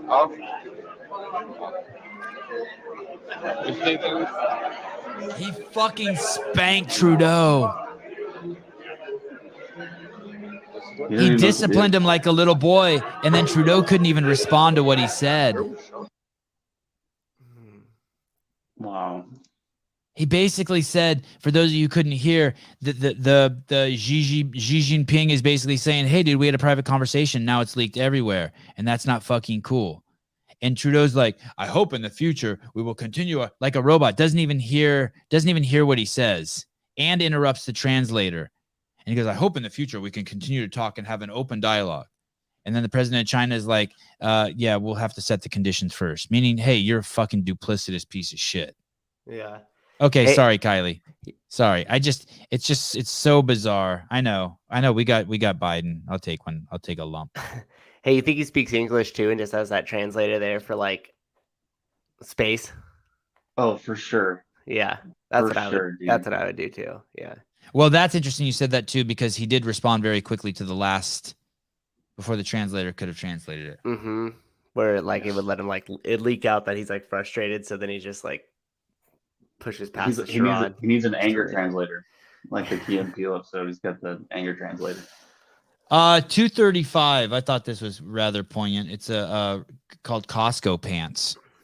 This is ridiculous, but so I think it might be true. Costco pants. 235. Costco pants. The very first time. This is the nature of growing up. But sometimes you do things you thought you would never ever do. Like I recently bought pants from Costco. That's a big deal. That's a new chapter in your life, right? Because when you buy pants from Costco, that's when you don't care anymore. That's when we let go of our egos and we begin our spiritual journey. Because you hear people say stuff like, oh, I'm not concerned about other people's opinions. I don't care about what they think. That is just talk until you back it up with the Costco pants purchase. That's how you let them know he for real. He don't give a damn for real. He wearing Kirkland pants. Don't mess with him, dude. Don't mess with him. When you see somebody wearing Kirkland pants, you know two things. Number one, they do what it takes to live. Number 2, but they not afraid to die anymore. Oh, that's awesome. Those are it really is like that as you get old. As I get older, like I thought I would never wear one of those sun hats, and like now I don't leave the house without one. I know my nose is spent too much time in the sun. I take that Rogue sun hat everywhere. Like, all right. Do you only have one? No, I have 3. Okay, I thought so. Rotate them. Bill and Katie would give me one every year, which is pretty cool. I'd go in there. There was a lady there who was I think her and her husband ran Rogue Europe, and she would run the store there. Her name was Anu. I was almost going to name one of my kids after her. And oh, that's cool. She would always hook me up with a Rogue hat. Hey, you want to hear something else cool? Is I did that Dear Bill and Katie about my sweatshirt. Yeah. I didn't get a sweatshirt, spoiler alert, but I did have somebody who was a listener of the show that his wife worked at the Rome airport. And he was like, hey, I let her know she's on maternity leave right now, but she's gonna make a phone call, and if it popped up in Lost and Found, we'll ship it back to you. Holy shit, really? Yeah, and just the fact that like somebody like took the time to like even think about that, and like that's you know what I mean, cool. like made a call to the airport is fucking amazing. Like it felt like I had it back. I still don't have it back, but keep the dream alive. I'm gonna keep it alive. Yeah, that sucker might show back up. Who knows? Oh, 221, Brandon Waddell. Let's get this shit out of here. 221, Brandon Waddell. So I tell you guys that I'm working on snatching a 100-pound dumbbell. Brandon sends this. No. I'm just like, dickhead. Look at this. Thank you, Caleb. So this is 135 pounds. And it's not even a dumbbell. It's a bar. It's got to be 10 times harder than what I'm trying to do. Look at him. He's a gorilla. Look at his forearms. It's part gorilla. Oh, he's not going to snatch. Oh, fuck off. Oh. And he had control of it too. It wasn't So like a stupid. sketchy, like I know. he threw it down. Like he made the rep count. Hey, with no fear either. Look where he just. I wonder how many times he had to figure out exactly where to put his hand. I mean, look at that. Look at that. Take that. And. Oh my goodness. God. That dude could throw me over a fence. He tosses it down with authority too. Like, he lets you know. He's like, I'm still gonna do Damn mine. it, Brandon. Okay. I invited this girl, 217. I invited this girl onto the podcast to do a bit with me. She never responded to me. I asked her in the DMs if she would come on the podcast and play a certain character. Now, Caleb, what you have to do is you have to try to pause this clip every. This is going to be. Let me see if I can open it in my window real quick and tell you where you have to pause it.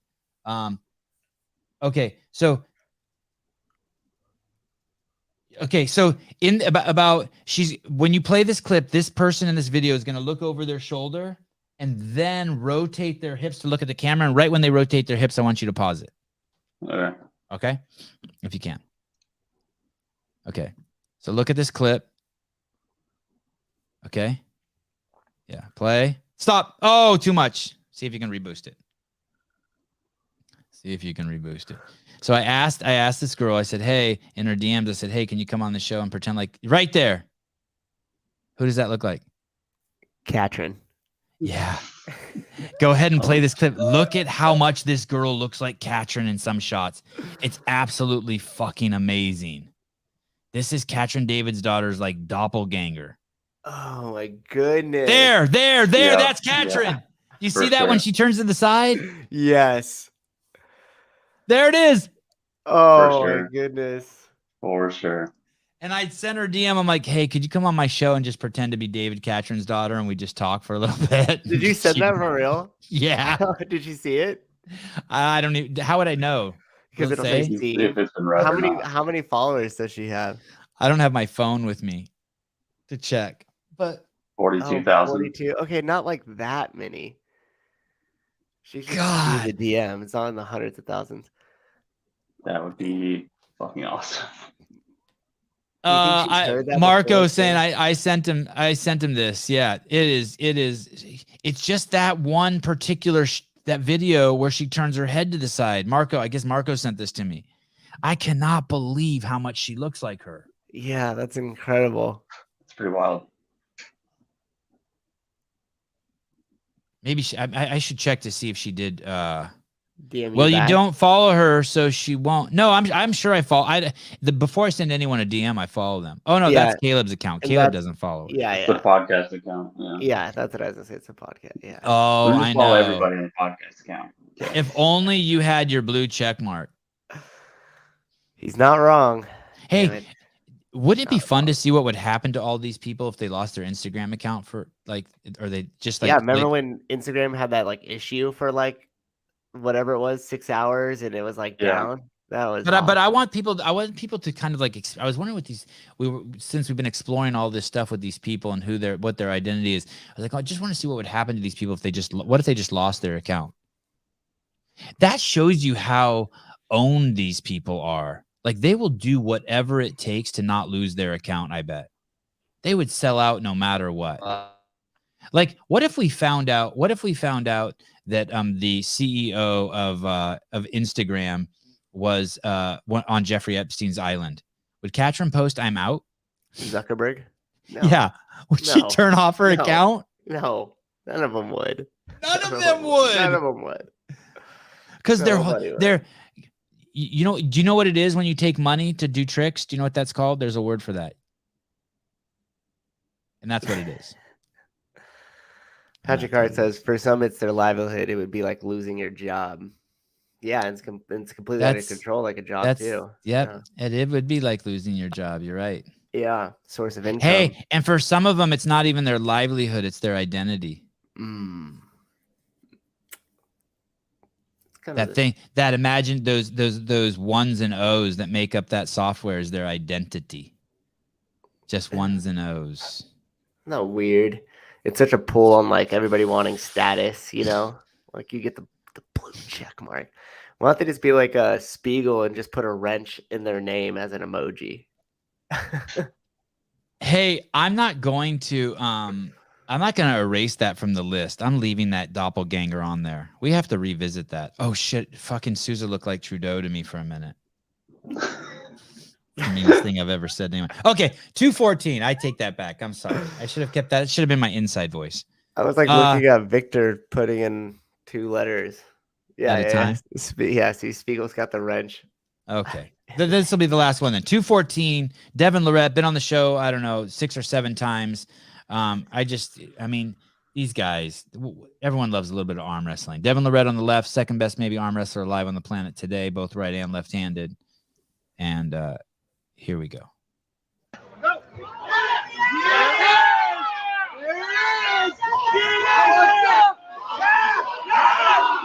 The comeback from that is insane.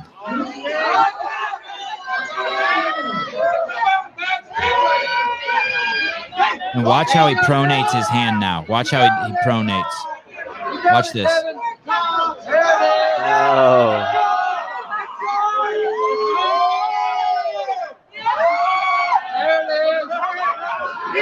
And now he knows. Now he knows.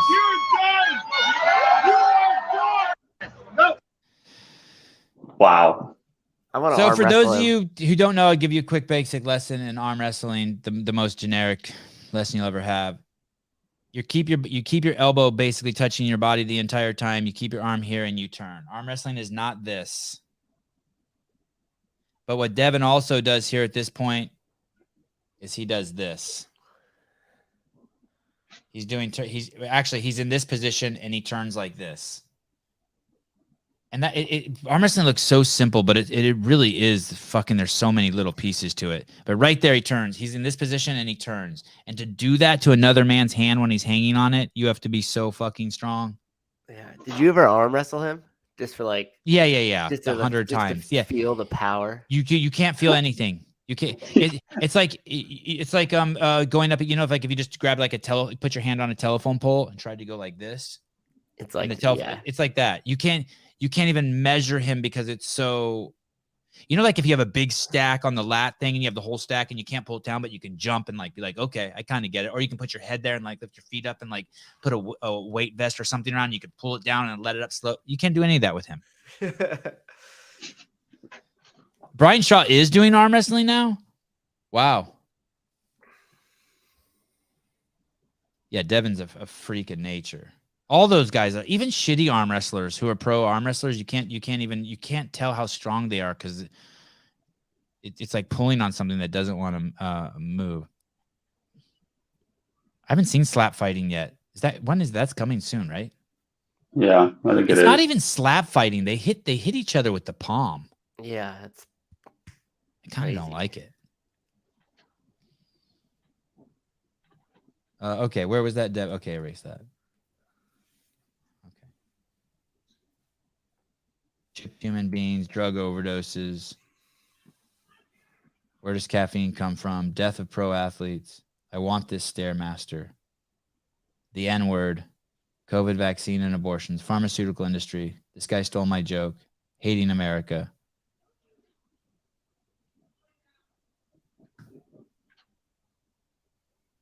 Robert gets shot and dies. Jeez, are you just reading all the titles off these or Abortion for black babies. Smartest men in the world. New York City. Oh, okay. Here's one. Okay, I'll finish on this. This is it. You guys are going to like this. I started talking about myself. I'll end by talking about myself. Number 150.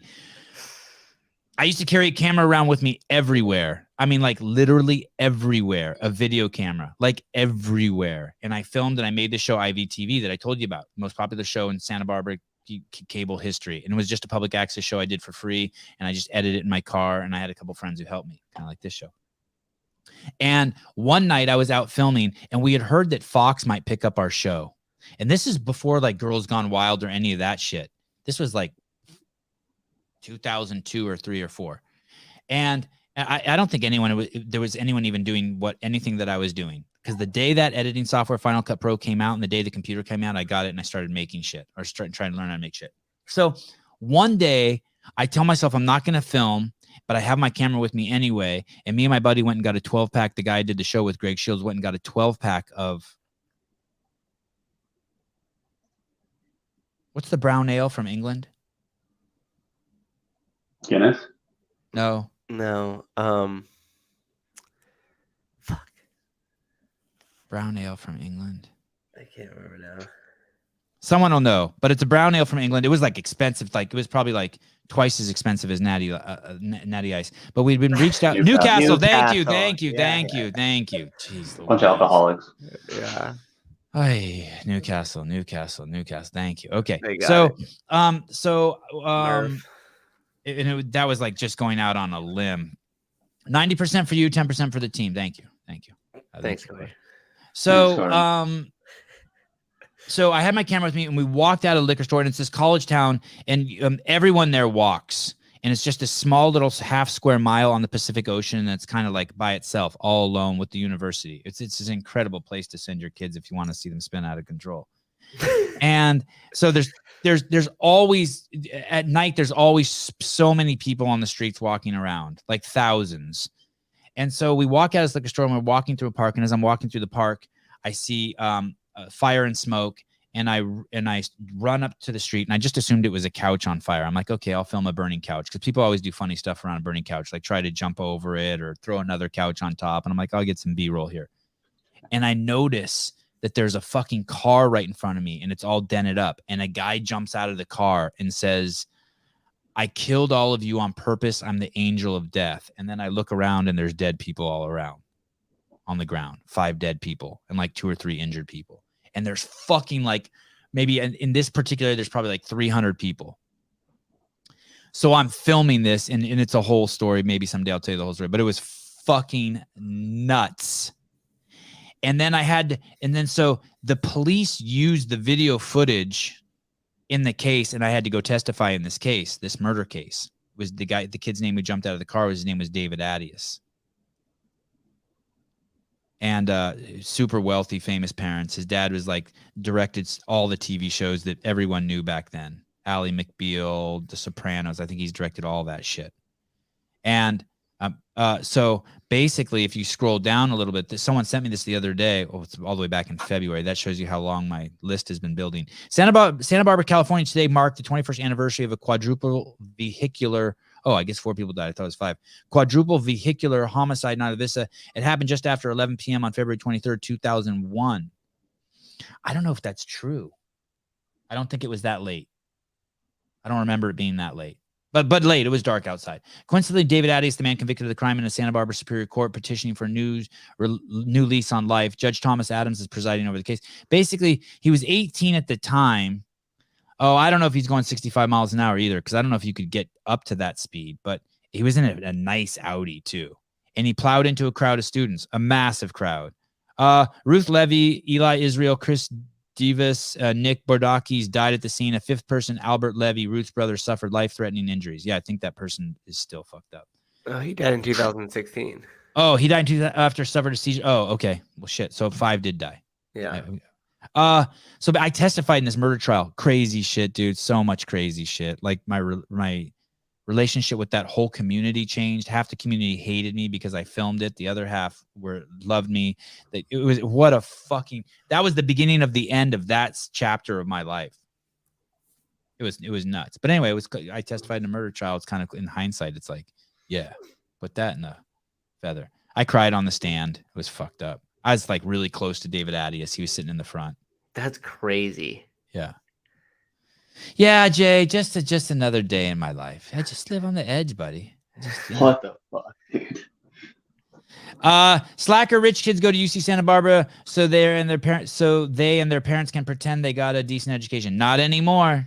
Now it's all hardworking Asian kids. Racist. The facts are the facts. Okay, guys, thank you very much. I will see all of you guys tomorrow. I think we have Dale Saran back on. No, I don't have enough. Who do we have on tomorrow? You just pulled that out of nowhere. Who do we have on tomorrow? I know we have someone on tomorrow. Yeah, we do. We have Scott Panchik. We got Scott Panchik on tomorrow. Tomorrow I asked Scott Panchik the hard questions. Oh, really? What kind of birth control do you use? Like none. They're expecting. And then that's just a decoy question. Then I pivot and say, are you going to compete this year at the games or what? That shirt doesn't fit you right. Yeah, I know. I love Scott too. He's cool as shit. Okay. Allison NYC. Let's leave with a compliment.